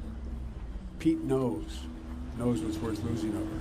Pete knows why he got engaged, knows why he's there, and why I'm confident, absolutely confident, he will stay engaged. I warned Pete that if I were lucky enough to get the nomination, that I would be asking him to join. I would asking him to be involved in this process, because there are a generation of leaders of Pete's age, like my son Bo, who have unlimited potential, unlimited potential. The only thing that stands in the way is access and opportunity to be able to be known nationally.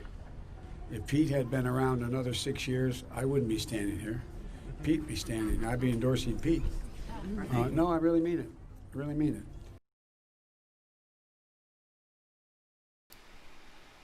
Wow. Invoking your dead son. You know, again, obviously, feel bad for Biden's loss there. But wow, Pete reminds you of your dead son, Bo, huh? Well, if Joe Biden is the bridge to Pete Buttigieg, oh, goodness. God, can you get me those digestive enzymes? My stomach's turning here. Sure, man. Devin Watson, $5 in the super chat. Thanks, Devin. Paul Hardister, $4.99. Great analysis. I'm concerned about the Supreme Court. A total Trump court will knock down any progressives' initiatives for the rest of our lives. I understand that. I think the Supreme Court's a little more complicated because it doesn't necessarily go all the time go the way you think it will go. But I understand being concerned about the Supreme Court. I can't argue with you on that. Well, for those of you who are new to status quo, if you need, the corporate media might have not shown this as they were doing showering, exhausting, slobbering puff pieces on Pete Buttigieg. Here's a little background on the real Pete Buttigieg from when I was in South Bend, Indiana, reporting, thanks to you and your contributions. It's hard to convey with words the impact of Mayor Pete Buttigieg's 8 years have had here.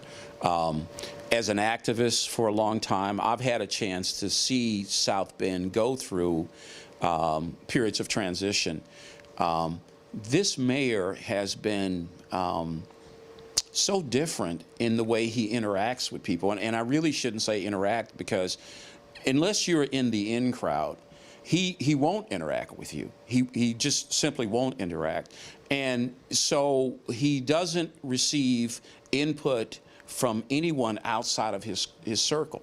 Even when it comes to issues with regard, I mean, the greatest thing that's so funny, sad, was the protests outside the police department, and you have these this angry crowd with a lot of black people, and they're saying, we want you to do something and investigate the situation, and if you got to do it if you want our vote. And he looks at them and says, but I don't want your vote.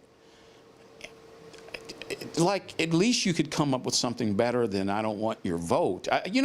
He just seems to be tone deaf at best, not caring at worst. And so what we see, particularly our ministry is specifically deals with the homeless.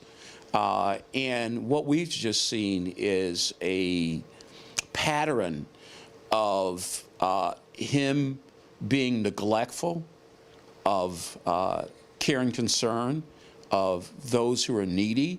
And when I talk about needy, I'm not just talking about black people. I mean, the black homeless are probably 30–40% of the homeless population.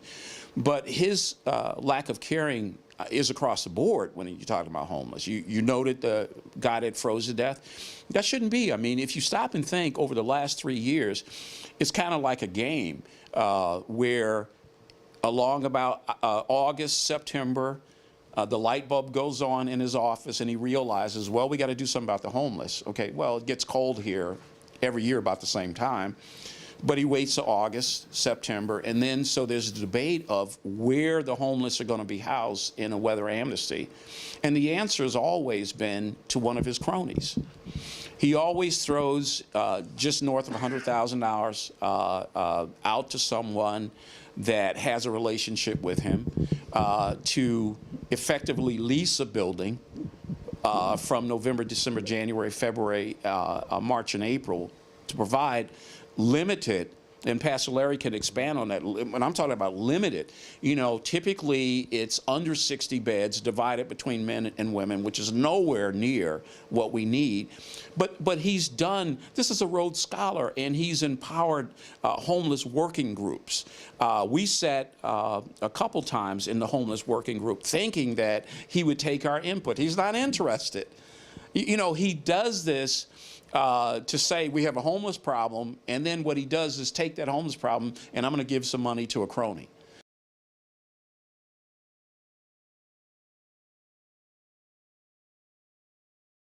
That was Pastor Mario Sims. If you want to watch that full interview, I just dropped it in the super chat. But if you want to just, you were hearing in that case about Mayor Pete. If you want to actually see who this man is,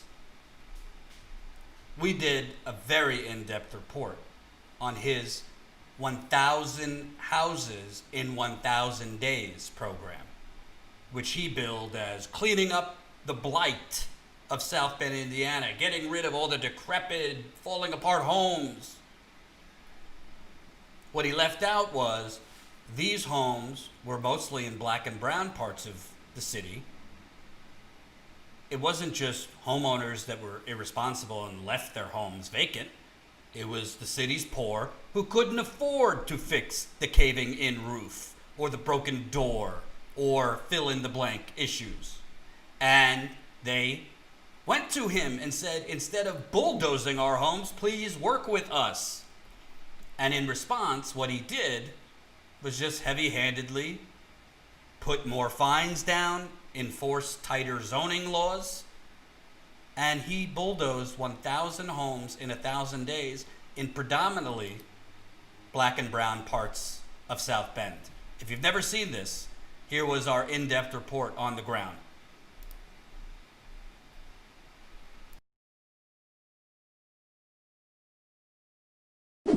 But you've received some backlash from me and from others and about your 1,000 houses in 1,000 days initiative, and something you have touted as a success. But the issue is it disproportionately affected African Americans in South Bend, and African Americans constitute 26% of the population in South Bend. And in fact, African Americans who weren't able to repair their homes lost their homes. They were either demoed or they were sold to white folks.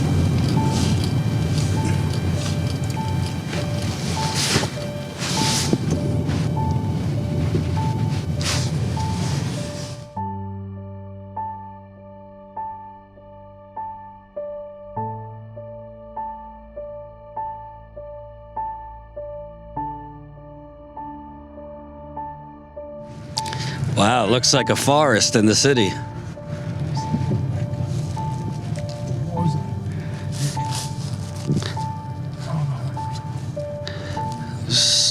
Empty lots. So right there you got beautiful museum and rebuilt castles, and right behind it you have fallen apart, empty lots, forests in the city. This is all under Buttigieg.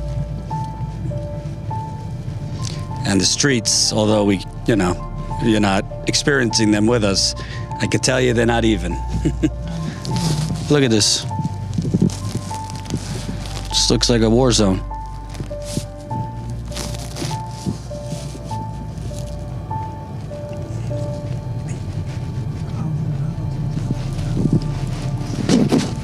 It's amazing to me because he's presented this as one of his shining achievements, but what's the achievement of it? There's nothing to show for it. Behind me is a homeless shelter.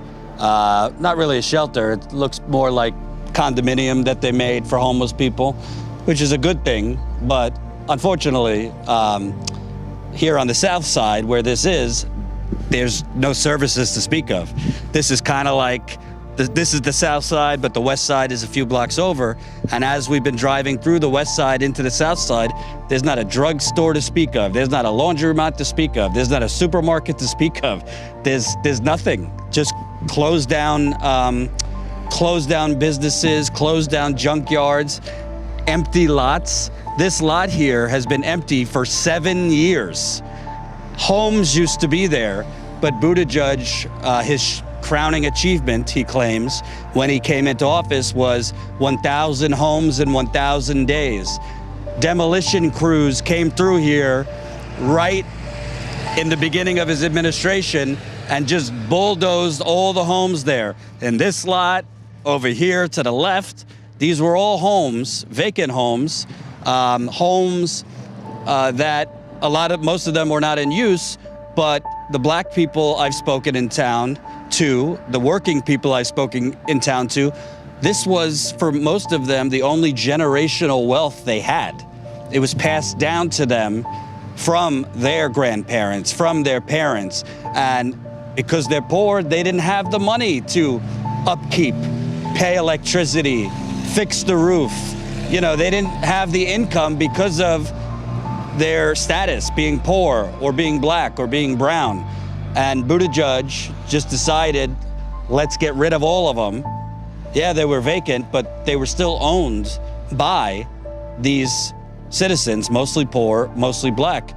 But this has been empty here for 7 years, a vacant lot. So it seems he bulldozed things with no plan what to rebuild them with. And yes, it's nice that there's a nice newer building for the homeless, but there's no services here. We also haven't seen a bus line or any form of transportation for blocks. So how are they supposed to quote unquote lift themselves up from the bootstraps, as people like to say on the right and some on the left, with no services, no transportation, no nothing? It's very similar in parts of Detroit, Flint, Cleveland. It's happening everywhere. Tearing down certain communities where certain classes of people live with no plans to rebuild. So a lot of money was given to the Heritage Foundation, and they pick and choose which houses they want to fix up. And it looks like they're not doing much fixing up around here. Whereas this street, it's a little better pavement.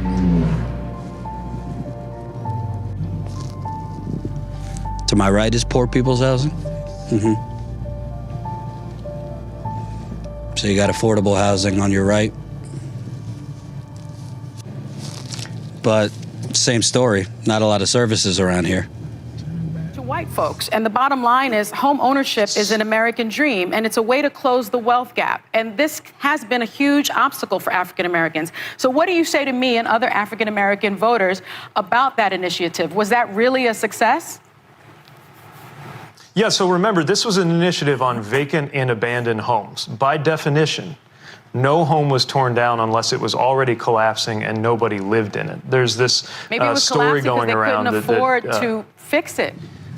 This is the one house that Mayor Buttigieg's administration forgot to bulldoze next to a vacant lot that's been vacant for 7 years. Here's more vacant lot where he bulldozed. Nothing rebuilt, just bulldozing homes that were owned by poor people, probably their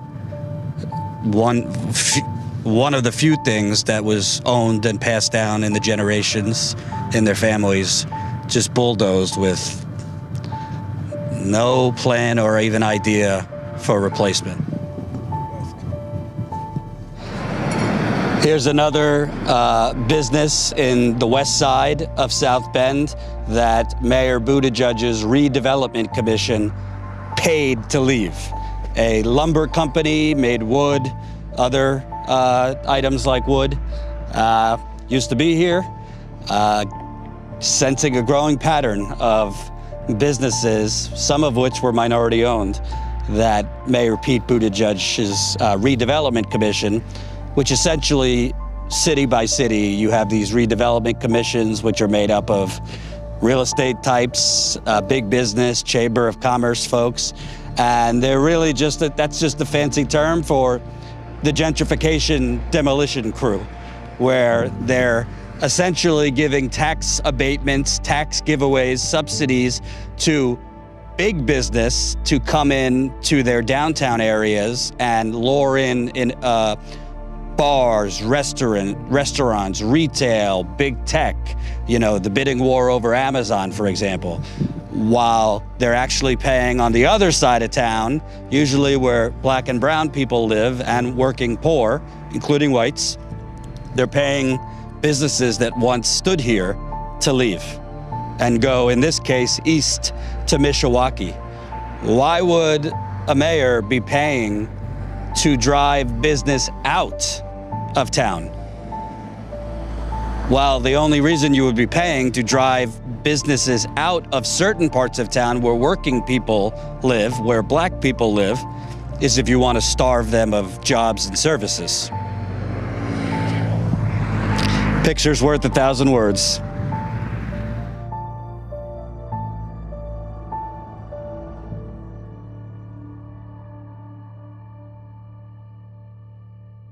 Hope you enjoyed that last video. Hop on over to statusquo.com where you can sign up for our email list and become a member for as low as $5 to $10 a month. Membership is how we grow. That's statusquo.com/join. And remember, join our email list so we can grow the revolution with you. So that was our in-depth report from our reporting at this point. When was that? December 2019? Yeah.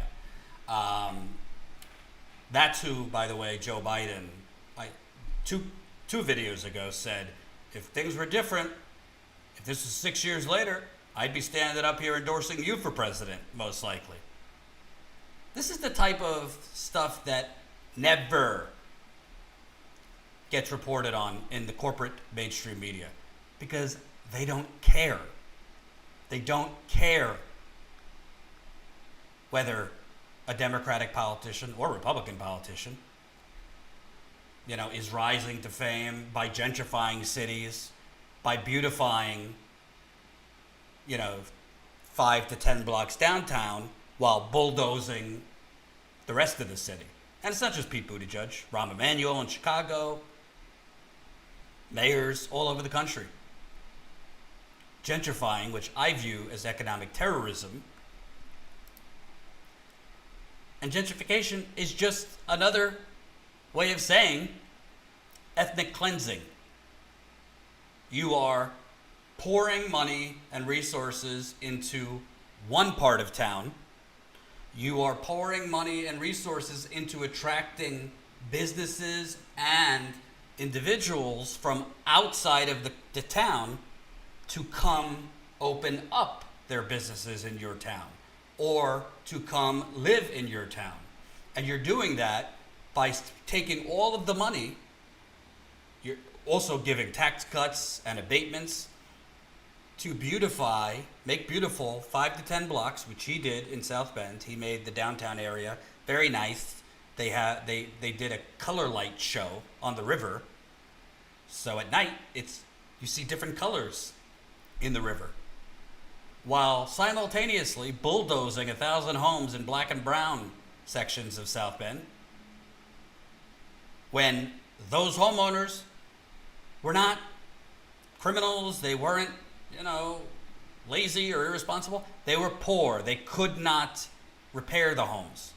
And when Buttigieg announced this intent to demolish the homes, they went to him, including the pastors, civil rights groups, and said, work with the homeowners, invest in helping them rebuild the homes. And instead, he sent in the bulldozers. By the way, if you really want to, and there's great reporting on this, if you really want to go in depth, also when they demolished the homes, they did it in a very reckless way that led to lead and other contaminants spreading throughout the air. So, is Donald Trump a fascist? Absolutely. Is he getting more dangerous in his rhetoric and actions by the day? Absolutely. I'm not here to give whataboutism. I think on many actual policy issues, Trump is actually worse than the Democrats. But we can't stop operating under this prism of, well, Trump's a fascist, so the Republicans are so much worse, so whatever. Let's pretend that the Democrats are wonderful and for the workers. No, they're both terrible. There's a reason this exists. See that red line? That's all of the wealth in the last 40 years going to the top. By the way, that's till 2015, so it's way worse now. See that blue line? That's the rest of us. That is a bipartisan bank robbery. That's government policy. That's gentrification.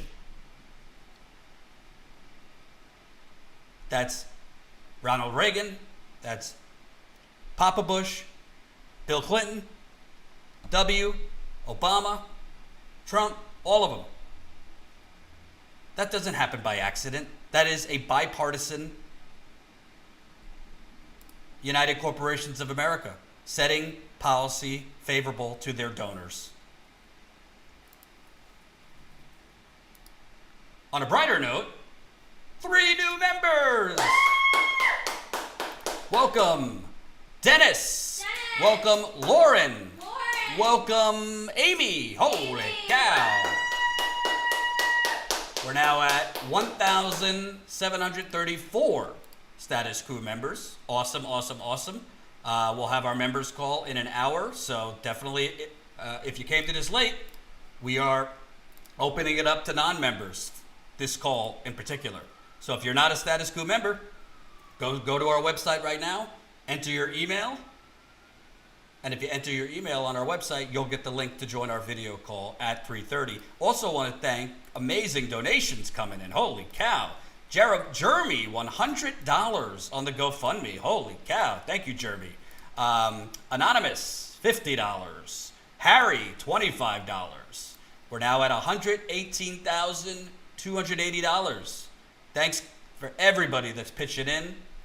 We're showing you our reporting, and we want to do a lot more of it. We just need the funding.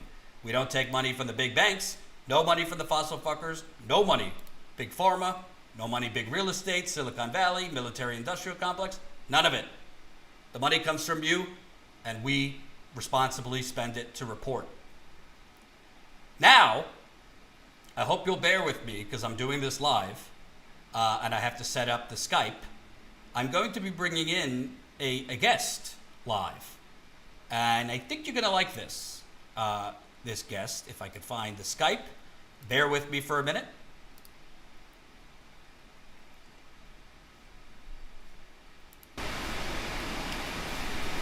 Hey there, Stephen.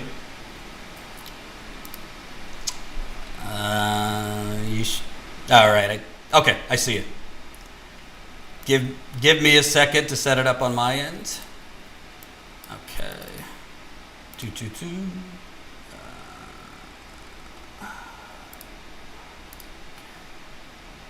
There I am. And now I'm going to set you up. Live. Sweet. Hold on.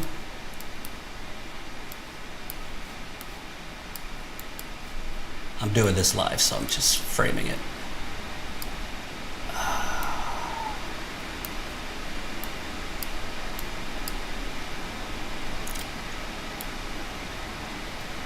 Okay.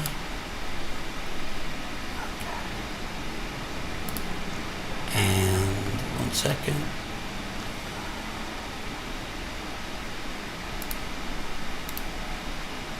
Perfect. Can you speak a little so I could just make sure the audio is okay? Testing, 1 2 1 2 1 2. Testing. Is that okay? Yep, I think that's working. All right, so happy to have Sergeant in the NYPD, Stephen Lee. I saw your interview elsewhere, and I was really blown away. It's not often you get an actual whistleblower who's currently serving as a police officer. You're also running for office, which I want to get into here in New York. But I wanted to start because you've come out basically openly saying that the NYPD, I assume other police departments, are operating based on a quota system. They are essentially forcing arrests to meet that quota system, and other things that aren't based on actual crime, but based on meeting, quotas and things like that. Can you kind of talk about how long you've been a police officer, what made you want to be a police officer, and what was the first kind of situation that made you feel this isn't what I signed up for? 15 years, January 2005, when I started becoming a police officer. What made me become a police officer? I always enjoyed helping people, and I always, enjoy helping the community. And what made me realize, oh crap, this is not for me anymore. I don't know. I guess there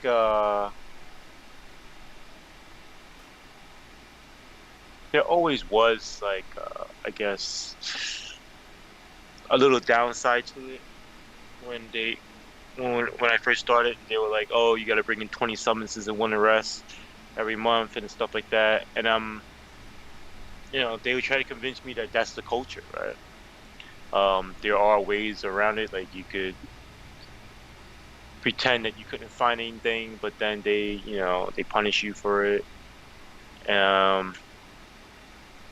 What really made me decide, oh my God, I can't take this no more, was when I went undercover. When I went undercover and I realized, wow, this system is really broken, and it's really corrupt, and I need to fix it. But I realized I couldn't fix it from within NYPD because it's controlled by politics. So, I have to get into politics in order to pass legislation to change it. And what were some of the things you saw when you went undercover that made you think, wow, this is corrupt? What really opened my eyes was that realizing that the job is so controlled by the higher brass, the upper brass, that people get away with anything they want. Anything they want. I've seen people get away with rape. I've seen people get away with, like, basically, you know, I would say manslaughter, right? Maybe not. I wouldn't say murder. Maybe manslaughter. Maybe murder. But I don't want to, like, define it further. Really messed up stuff. Really messed up stuff. And they would get away with it only because they knew, you know, people in higher positions. Then when I realized that internal affairs, the check and balances of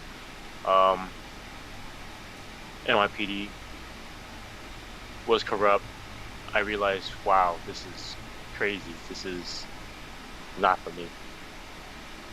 Mm-hmm. And can you kind of talk about, because obviously we've seen over the last, I mean, we've seen it for years, but specifically the last few months, all of these high-profile murders of black men, and then you see the police unions come out, and it's like the police unions, particularly in New York City, a police officer could never do wrong in the eyes of the police union. And I don't think that's gotten much of attention in the national media, how much of a force the police union plays in terms of the politics. Cuomo, for example, has taken more money than any governor from police unions. As a police officer, what was your impression and experience in terms of police unions and the power that they wield in terms of this culture of corruption? Oh man, you really can get me in trouble now. That's the goal. They suck. They suck. They don't really represent you. They represent themselves. They're in for their own best interests. They're definitely political. I was told when I first needed a lawyer, my union rep, he's a good guy, and he was like, "Steve, you need to get a lawyer because they're coming after you." And I'm like, "Okay, I want a union lawyer because it's supposed to be free, right? It's my right as a union member to get a union lawyer to represent me." And he was like, "No, get a private lawyer." And I was like, "Why?" He was like, "Because the union, the SBA's lawyer is just going to use it as a bargaining chip to get what they want later on. And so they don't have your best interests in mind." Thank God he's retired now, you know, so he can't get in trouble for saying that. But, you know, it's really bad. There was so many times that they supposedly represented me at hearings and stuff, or not even when I wasn't even the subject. Like sometimes I was there when they just had to debrief me, and the thing is, okay, your union reps are there, right? And then there was one time we were in Internal Affairs headquarters, and I wasn't supposed to get any contact with the police officer, the detective that I arrested, but he was sitting right by the elevator. That's where, you know, all these cops sit, right? When they get in trouble, they sit there, they check in. These are the ones that are suspended. They still have to check in. So I go, "Hey, isn't that Detective Yam sitting there?"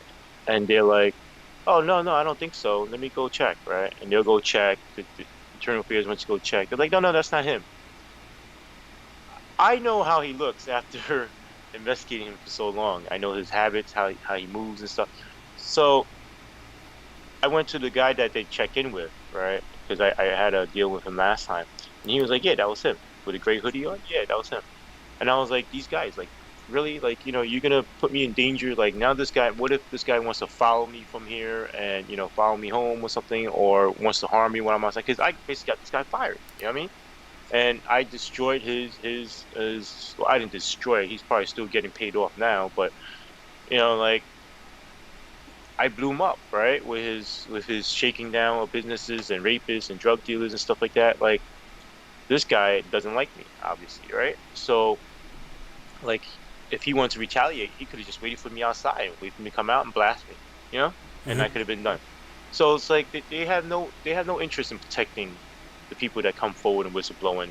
They only have interest in protecting themselves and damage control and stuff like that, and saving face. That's all they have interest in. You know, that's what internal affairs is. It's not about cleaning up corruption. It's about the public image of the NYPD. Right. And can you kind of talk about, because, I mean, from Eric Garner to the countless other names, we hear so much about the training manual and, you know, we need to work on the training. But the bottom line is, you got a lot of people there, not just in the NYPD, but all over the country, that are just, they are trained to police more or deem as a threat more certain communities, certain shades, and certain demographics. And then there's the built-in racial biases. Is this an issue of training, or is this an issue of there's an illogical feeling of there's a threat if a black man or brown man is, you know, near me in somewhat of a menacing situation? I'm going to be fair about this, right? It has nothing to do with the training. In training, they train you one thing. In the street, you do another thing. Also, the training is not enough. It's just like, okay, you go one day for a couple hours and boom, you're trained. You're qualified now. And it's like, but, you know, I don't fully understand how to use this equipment, or I don't, you know, it's like, it's not like real training where it's like intensive drills and you keep doing it, keep doing it, keep doing it, keep doing it. No, it's just you go for a couple hours, you watch a couple of slides, they demonstrate, you're trained. Mm-hmm. Definitely need more training, right? The second thing is, it has a lot to do with ignorance, right? A lot of ignorance and misunderstanding of the different cultures. A lot of people that are hired, it's their first time in the city, right? They don't really come out to the city that much. They're like maybe raised in Long Island or upstate and stuff like that, and they're used to hanging out those neighborhoods. They go to these different neighborhoods and they see these different cultures, people of color running around. They're like culture shock, right? And they're like, whoa, what's going on here, right? What are they doing? They don't understand it. And so it causes some kind of like fear, because when you go to the precinct, also the job, what they drill in you is, it's us against them. It's us against them, right? We only watch our own back. Be careful, you know, these people, you know, or that person, this, you know, might attack you when you got your back turned or something like that. So just always watch your back, always watch your six, you know, make it home alive and stuff like that. And they drill this fear into you.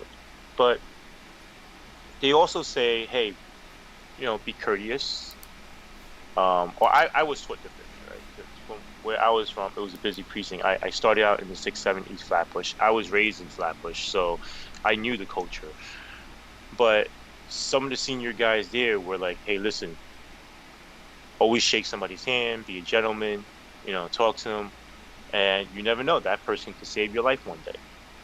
You know, so I was always courteous to people. I was always talking to people. You know, I always get like when you arrive and they start screaming at you and they're like, "Oh, nobody called the police, you pig," blah blah blah, and all that stuff. And it's like, well, listen, sir, I didn't choose your house randomly. You know, you get the radio central to play back the radio run, the 911 call, and they'll be like, "Oh, but nobody called. Okay, central, can you try to call back?" And then their phone will ring.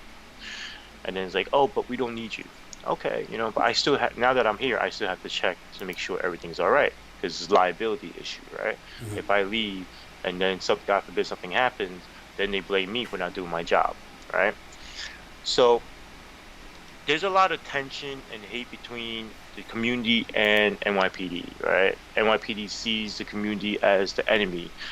The community sees NYPD as the enemy. And that's the problem. We need to reteach everyone and re-educate everybody on the different cultures and what NYPD is supposed to be. And I think that's how one way you could bridge the gap between NYPD and the community, where you get more community events out there along with NYPD. You teach NYPD more how to speak instead of action and reacting to things, right? So a lot of these, me and my partner, we used to be really good at talking to people, and it was like, hey, what's going on? They start screaming. Some people start screaming up here, some cops would start screaming up here, so I always started down here, and when the person's screaming up here, they're screaming. I'll say to them, hey, listen, look, I'm talking to you like a gentleman. Let's talk person to person. I'm not yelling, I'm not screaming. If you keep screaming, I'm not going to be able to hear you. And as the authoritative, this natural reaction is to try to scream on top of you, and then we're going to get into an argument where it's not going to go anywhere, right? And a lot of times they're like, yeah, but F you, F that. And I'm like, look, what have I done to you personally, And they'll understand. They'll be like, all right, cool. And then they bring it down, and they'll be like, listen, I apologize, like I was angry, and then I I totally understand. If it happened to me, I'll be angry too, right? We're all human. And we would solve the case, and it would be more of a better end result, as opposed to the person that comes and just starts screaming, blah blah blah, get your hands out your pockets, put your hands on the wall, turn around, let me and it's like, whoa, why are you doing all that? I just got this guy calm, why would you do that? So you gotta see the psychological of people, where if they know how to talk to people or not. So that's the reason why I think the society fights with law enforcement so much. It's the way the mentality is brainwashed into us, right? Whereas the higher brass is always saying it's us against them, and the community is always thinking it's them against us, right? So we need to reteach that and educate people more on things. Well, I also think, because I've covered a lot of police brutality situations across the country, even before George Floyd, and something that a lot of people think is this is the biggest gang in the history of the planet.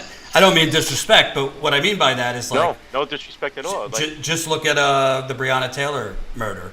I mean, the police falsified the reports of what happened. I mean, that happens all of the time. And people just at a baseline level, I mean, you in most places you have police investigating themselves, which obviously is a conflict of interest. Then you also have, all right, if it goes to the district attorney or the attorney general, there's so much politics involved in that can you really trust certain district attorneys or certain attorney generals to investigate properly? So you're running for office. I mean, obviously it's one person can't fix that, but how does the public, with everything going on right now, we just saw the protests in Rochester now, after revelations of Daniel Prude's murder, how do you even begin to work trust, not just in police, but in actually holding police accountable, if so much of the process has been corrupted, from the police reports to the investigations? Where do you start? Okay, so what I was saying before was a way to fix it, right? How it is right now, yeah, the system is effed up. It's broken.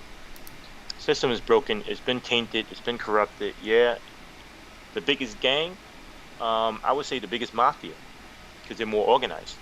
All right, just the way it's structured is like a mafia, right? And you have like the inner circle, where it's like the people up top that control everything. Then you have the outer circle, which is their outer ranks, which is like their capos and stuff like that, right? That will go out and give out the message, right? And then you have the soldiers on the bottom, right? Now, I'm not saying all cops are corrupted. It's maybe out of 35,000 cops, 45,000 cops, that's how many NYPD cops there are. Like out of that, maybe 5,000, 10, like it's not that much statistic wise, right? But human nature, we see the bad, right? We don't really the good stuff gets forgotten, right? Now here's the thing. The system is truly messed up. But do I really want to abolish the whole system? No. Right? We need to reform it. We need to break it down and fix it. Right? We need to redirect the budgets and stuff like that to where it goes better, right? Where it's best fit, to training, to education, you know, to other places where it's not misused, right?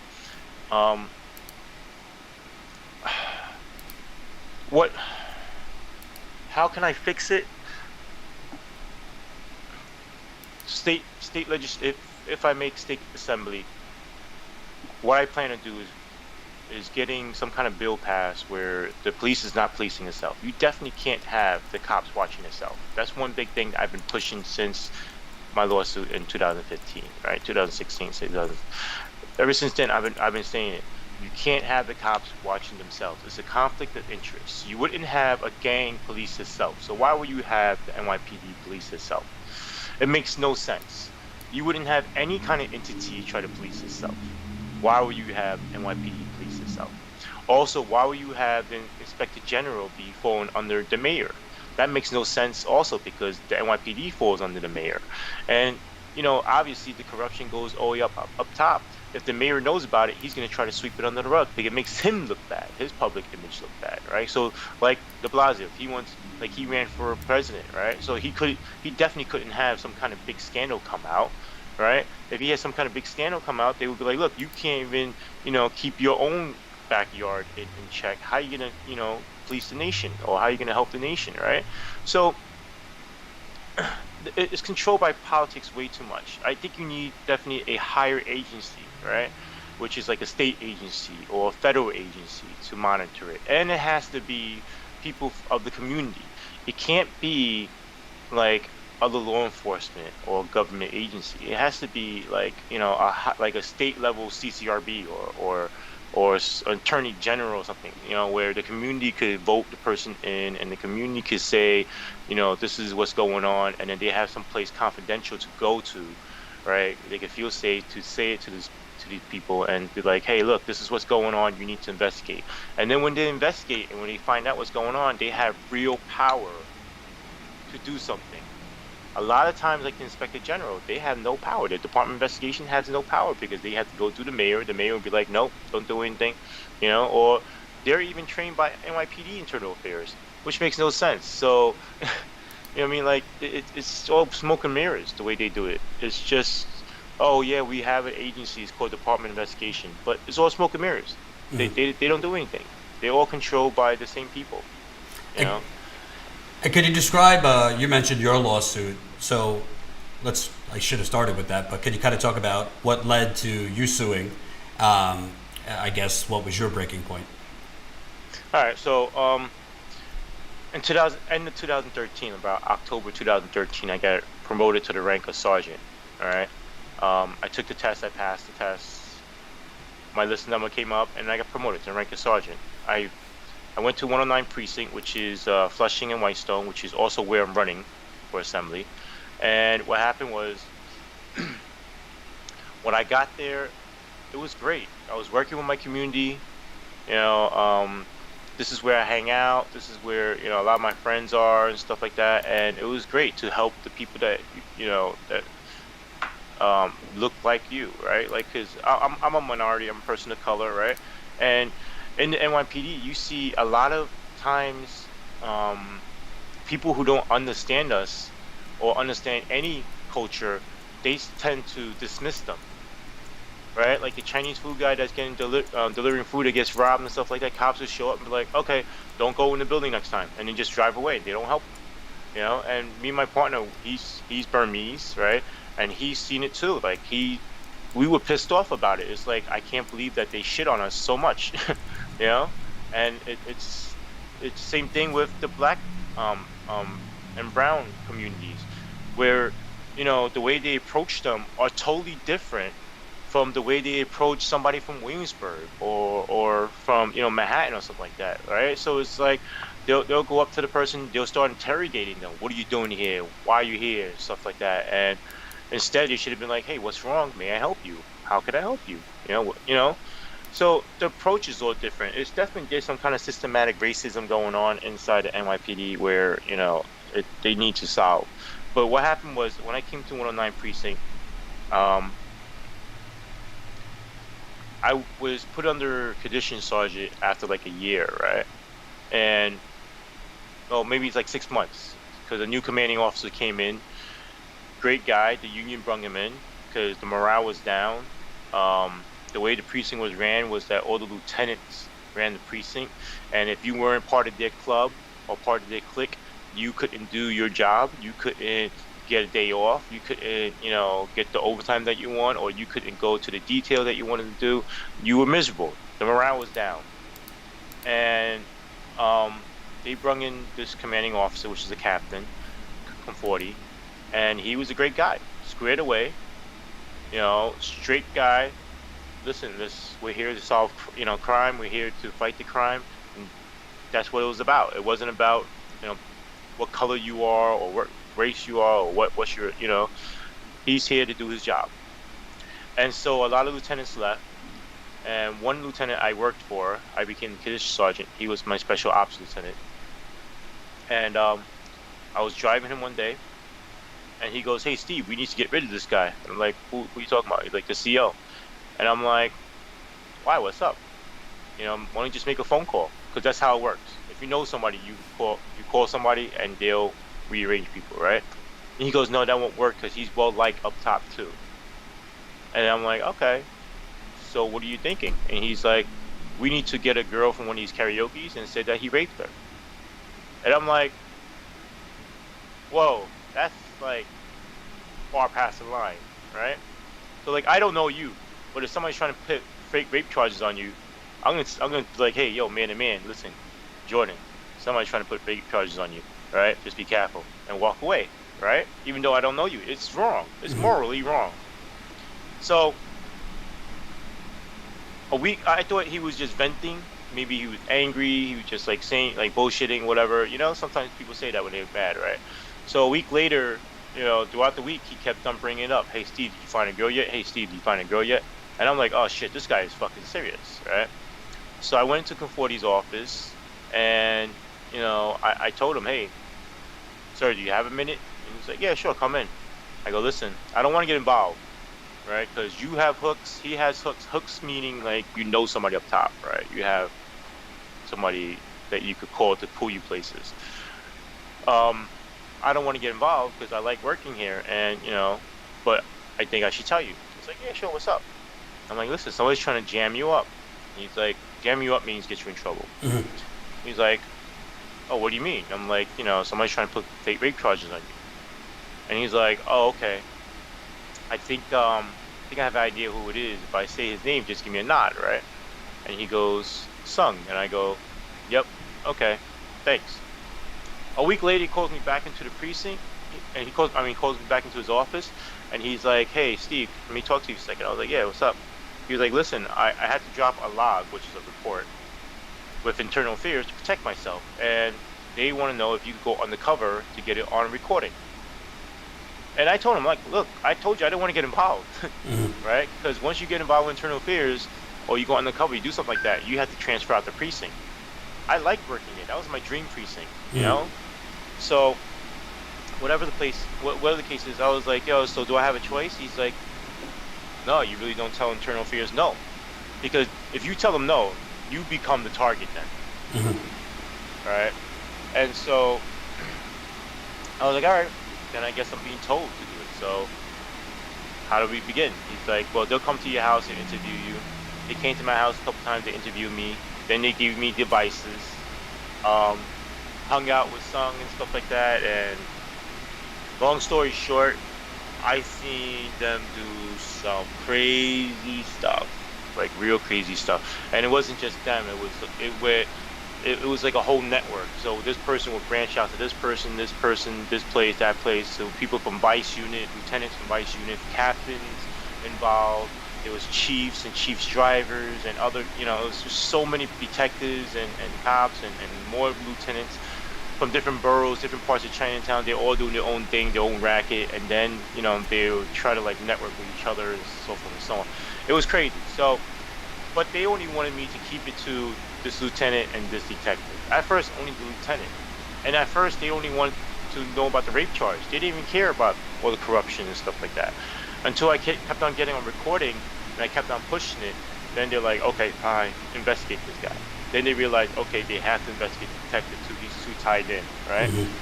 But when I try to get, the chief and everybody else involved, like get them on tape, they'll come back and be like, oh, the device failed. We couldn't get anything, or we couldn't hear anything. It wasn't clear or whatever. And I'm like, that's funny, because every time I get somebody else or higher up involved, like, you guys don't get anything. The devices fail, right? And it's like 3 to 4 devices plus my phone. So how does all the devices fail? So whatever the case is, long story short, we end up arresting the lieutenant and the detective. They weren't doing petty stuff. This is not like going in and getting free dinners or anything like that. This is that plus you're getting paid off by places. $2,000 a month. Then when you do special favors for them, like shut down the competition or whatever and stuff like that. Let's say you're a drug dealer, I shut down your drug dealer, your competition. You'll give me 10 grand cash, right? Or girls will come and rape, sex workers come and rape from these places, and the detective will squash the report, get rid of it. Like they were protecting rapists, drug dealers, human traffickers. It was just gambling houses. It was just so many stuff. They got their hands involved in so many stuff. Like it was really destroying the community, really poisoning the community. And you could understand why the community didn't trust the police, because some of the people in the community knew this, but the police never, investigated. They always ignored it, right?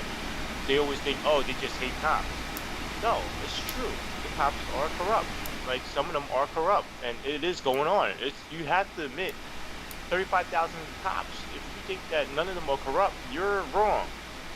That's impossible, So, whatever the case is, we ended up arresting the lieutenant and the detective. I kept on pushing. Look, that's not going to solve the problem. You need to get rid of the head. You need to, investigate and go after these chiefs and captains and lieutenants and see how much further it goes. And it's like, no, we're not. Okay, fine. I kept on pushing. They started retaliating against me. They're trying to give me bad evaluations. They try to give me command disciplines. They gave me command disciplines. They put me on desk duty now, and they're constantly watching me. There's cameras everywhere at the police academy. The person that's in charge of internal affairs goes there and teach and uses the pool, and everybody there is his people. So I'm constantly being watched and harassed. So as soon as I like sneeze the wrong way or do the wrong thing, they're gonna come like, hey, this is what's going on. You can't do that, and we're gonna discipline you for that. And we're to the point where either I want to quit, or to the point where they could build up enough to fire me, right? So that's what I'm constantly going through now, and that's what made me realize, oh, you know what, I need a lawyer, right? So when they started coming after me, my union rep was telling me, hey, listen, Steve, you need to get a lawyer, protect yourself. They're gunning for you, because he's seen this happen so many times to other people, right? Because he worked in internal affairs also at the time, and he listened to all my recording because he's the tech guy, the technical guy, and he's the one that ripped the recordings out of the devices, and he heard them before the other people erased them. So he's like, no, you did an outstanding job. I don't know why they're not going after these people, but you did an outstanding job, and it's really bad that they're shitting on you now, and they're trying to discredit you. And so he told me to get a lawyer, and I went to get a lawyer, and then there goes my lawsuit. And that's when they start backing off a little bit. Yeah.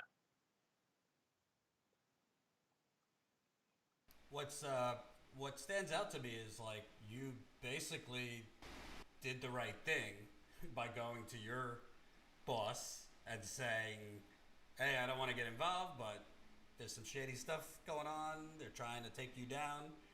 And somehow for doing the right thing, you got sucked into this whole convoluted thing Yeah. Where you somehow became the, like they almost turned it on you, like you were the one doing the wrong thing. No, I mean they weren't saying that I was doing the wrong thing. They're trying to say that I'm a fuck up. All right. Like after I done the right thing, they try to say, "Oh, this guy's lazy. This guy doesn't do anything, stuff like that." No, it's not that. It's just I want to see the right thing done. You know, I want to see you go after all the corrupt, officials, like people that are just like the stuff they go after is petty. They when I was there in internal, I was there for 2 years on in internal affairs after a year and a half undercover, right? And the stuff I seen at internal affairs, like they were celebrating when they caught a cop taking $20. Listen, that's bad, right? But they made it seem like they solved some grand case. People were getting promoted off of that, and people were getting praise and stuff like that. Dude, I took down a whole network of police officers that was taking hundreds of thousands of dollars every fucking month, and I'm getting fucked with. You know what I mean? So it just shows you like that cop taking $20, it's just like smoke and mirrors. Like, look, we're fighting corruption. Look, cops taking $20, we got them. You know, we're getting rid of corrupt cops. But meanwhile, the real corruption, the real nitty gritty part of it, where chiefs are getting paid off, where kickbacks are going all the way up top, they're not fighting that because it makes them look bad, right? That's their true corruption in the back that they want to hide. So they hide it and they cover it up with these bullshit little investigations that they do on cops taking pens or cops taking free coffee or free dinners and stuff like that, and money, like little money here, little, or doing this there. It's all smoke and mirrors. Like, you think that's bad? These cops were doing really effed up stuff where they were raping girls in the karaoke's, like like raping them in the bathroom, and nothing would happen to them. You know. So whatever the case is, look, it was what they were trying to tell people was send a message and saying, look, if you come out and you break the blue wall, this is what happens to you. You get fucked with. You know. And it's kind of like scaring other people from coming out. Like, look at Adrian Schoolcraft. All right, he came out and he whistleblew about the quota system. Right, a lot of cops was like, yeah, finally somebody say something. All right, a lot of cops didn't come out and say anything, including me. Right, I was scared. He came out, he said something, and look what they did to him. He was out sick. The commanding officer went to his house. Right, told him to open the door. They tried to drag him out of his house. He said, no, you need a warrant. They dragged him out of his house anyway, put him in the psych ward to make him seem like he's crazy. You know what I mean? Like, it's just disgusting the way they do things. They done that to my daughter. My daughter was in school. She was sitting in class, right? This is elementary school, like junior high school, right? She's sitting in class. She's in lab. She's bored, and she goes like this to another kid, like, which, like, I'm bored out of my mind, right? And the teacher goes, "Oh my God, what are you doing?" And she's like, "Well, I'm bored out of my mind, right?" And she's like, "Oh my God, you're suicidal. Call your dad in, right?" But they took it as disrespect to their teaching, right? So they call me in. They're like, "Listen, she can't do that. It's disrespectful, blah, blah, blah, whatever," right? And then the 111 precinct is right next to the 109 precinct. And some of the people that we investigated, like one of the lieutenants, he went to 111 precinct after, things were, or before things, before we arrested the cops. He transferred out early. Somebody gave him the heads up. He transferred out early to the 111 precinct and skated off, right? Escaped out of it. And so he's there now. And when they found out that it was my daughter, they decided, let's call the cops. Let's bring her to the psych ward. And now she gets made fun of and stuff like that, to the point where when she went to high school, right, she didn't feel comfortable because they kept on fucking with her still. They kept on picking on her. Now I had to homeschool her.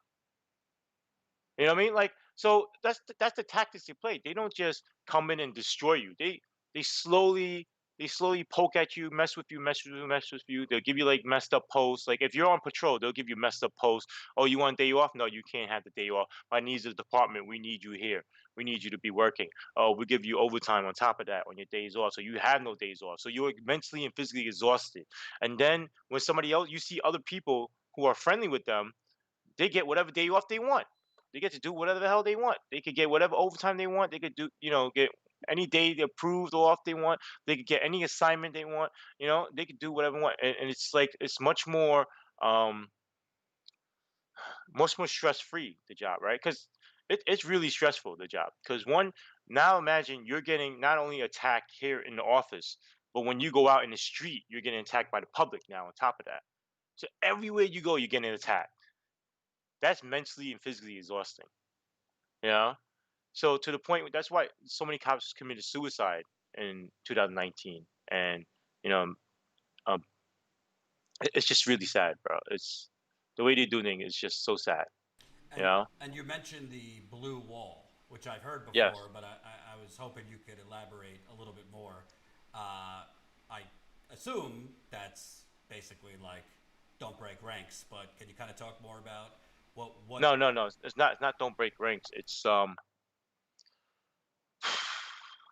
have you ever done military or are you in a fraternity or anything like that? I was in a fraternity. Yeah. Okay, so when you're in a fraternity during the hazing process, you don't tell people what happened in the hazing process, right? You keep it to yourself. It's supposed to be secret and stuff like that. If you broke if you broke that wall, that brotherhood, that trust, right? Not only you would get hazed, but your brothers, your line brothers would get hazed also, correct?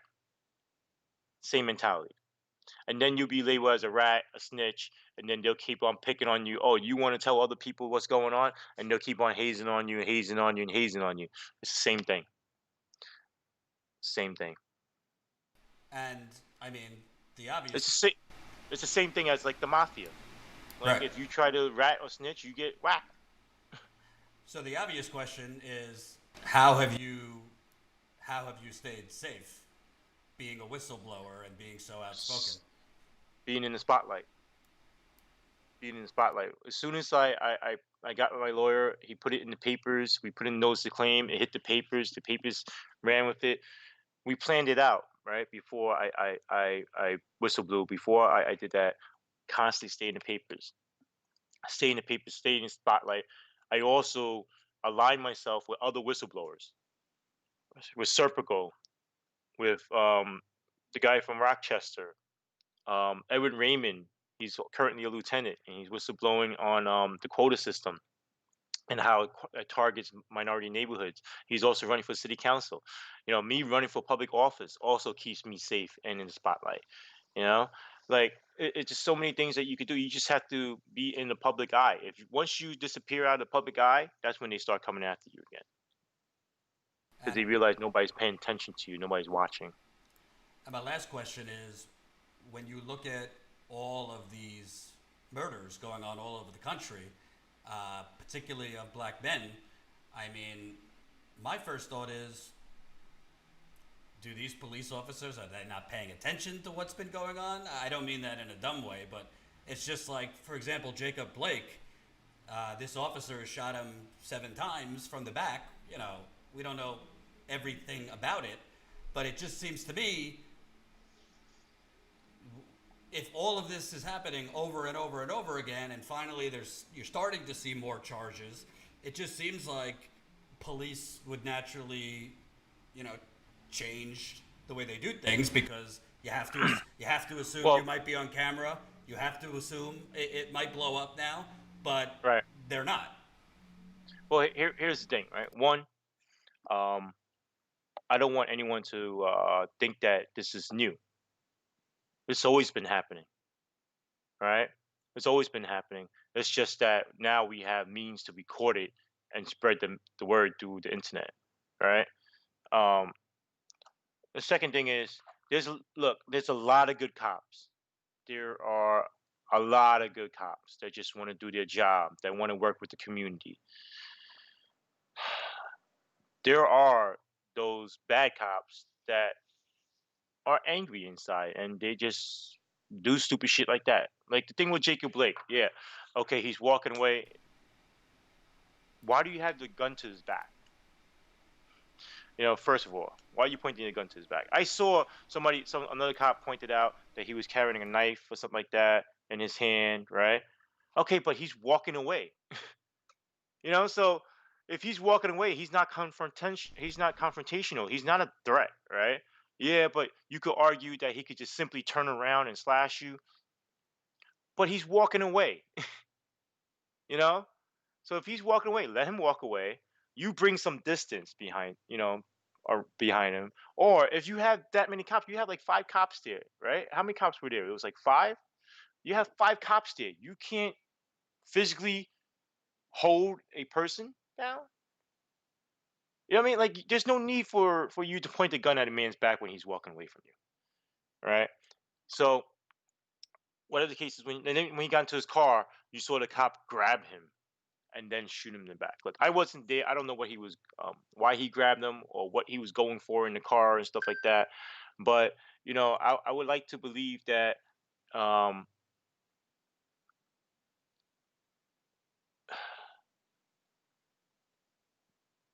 how am I going to put this in the right way? Like, I don't want to.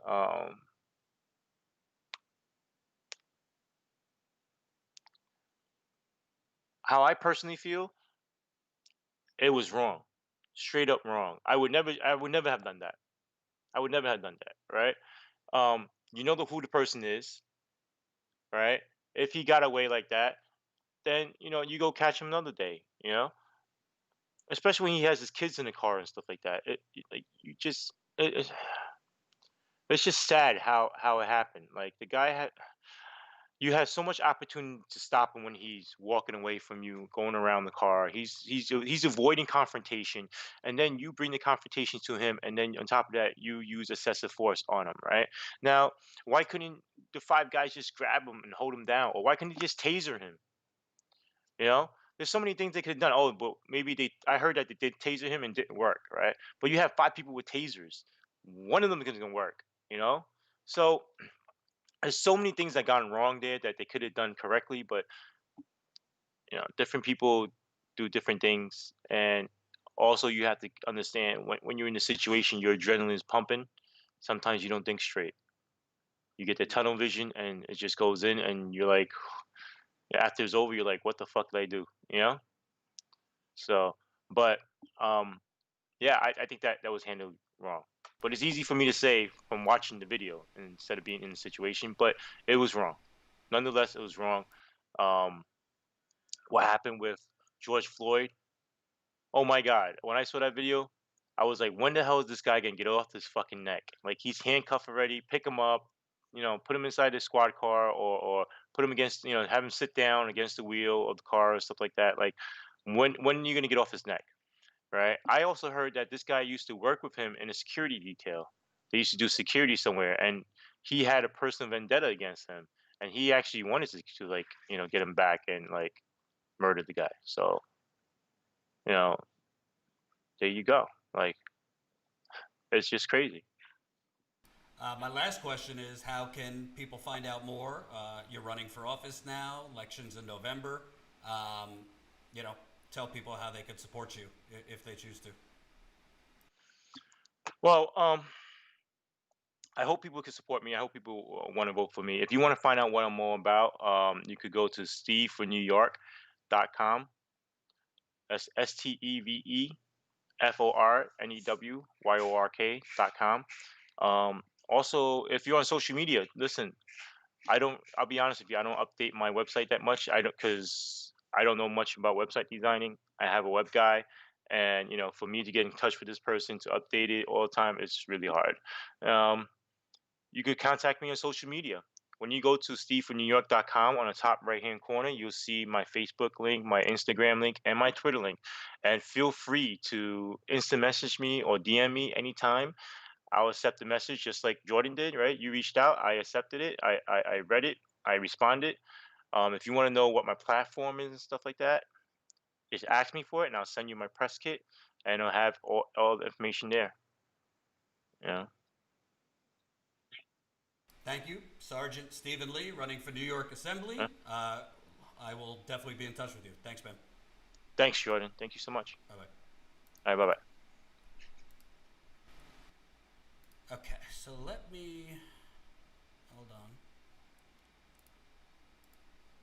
1 2 1 2. Let me know if you can hear me now. if that's a little better, because there's obviously an issue with the microphone when I was doing the Skype that we're going to have to fix for next time. But let me know if you could hear me now. Hold on. What about now? 1, 2, 1, 2, 1, 2, 1, 2, 1, 2.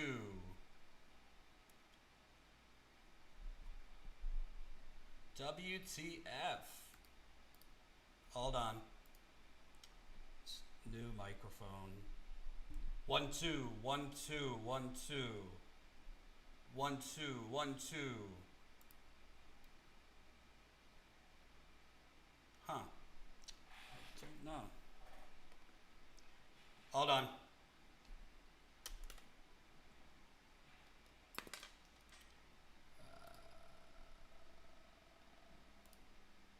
What about now? What about now? What about now? 1, 2, 1, 2. Huh.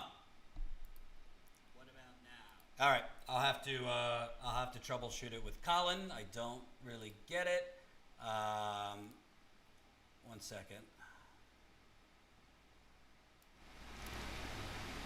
How about now? 1, 2, 1, 2, 1, 2. 1, 2, 1, 2, 1, 2. 1, 2, 1, 2. Yes!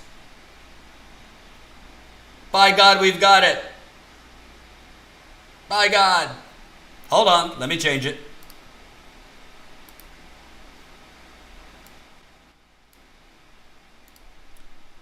By God. All right. Hold on, let me change it. I think we got it here. All right, so we, let me move this down. All right, new microphone, some issues, but I think I figured it out now.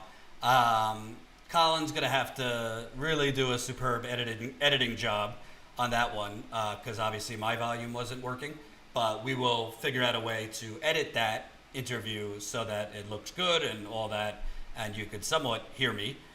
No, you haven't got it. The quality is horrible. Figure out a way to edit that. Yeah, I'm working on it.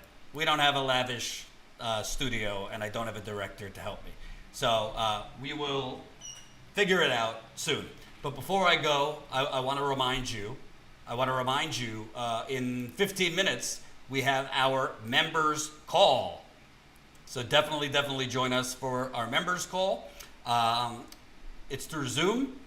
If you're a member, you should have gotten the link already. If you're not a member, we are actually making it available for non-members this time.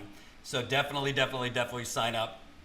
You could go to our website right now, enter your email if you're a non-member, and if you enter your email, you'll get an email with the link to join our members call. So looking forward to it. I'm gonna go take a little bathroom break before our members call, and then we will be having our members call at 3:30 Eastern, 12:30 Pacific. A lot of fun. We gained 3 members during this live stream, so hopefully we'll gain some more members. Thank you for the GoFundMe contributions. We are now at $118,280, $118,280. So definitely pitch into the GoFundMe if you can, so we could get more reporting like that. Makes a big difference. And I will be well, I'll tell you on the members call, but I will be live for a rally tomorrow for Julian Assange. The extradition hearing for Julian Assange is this week. So I will definitely be covering that tomorrow. And I'll see you in 15 minutes for the members call. Peace out.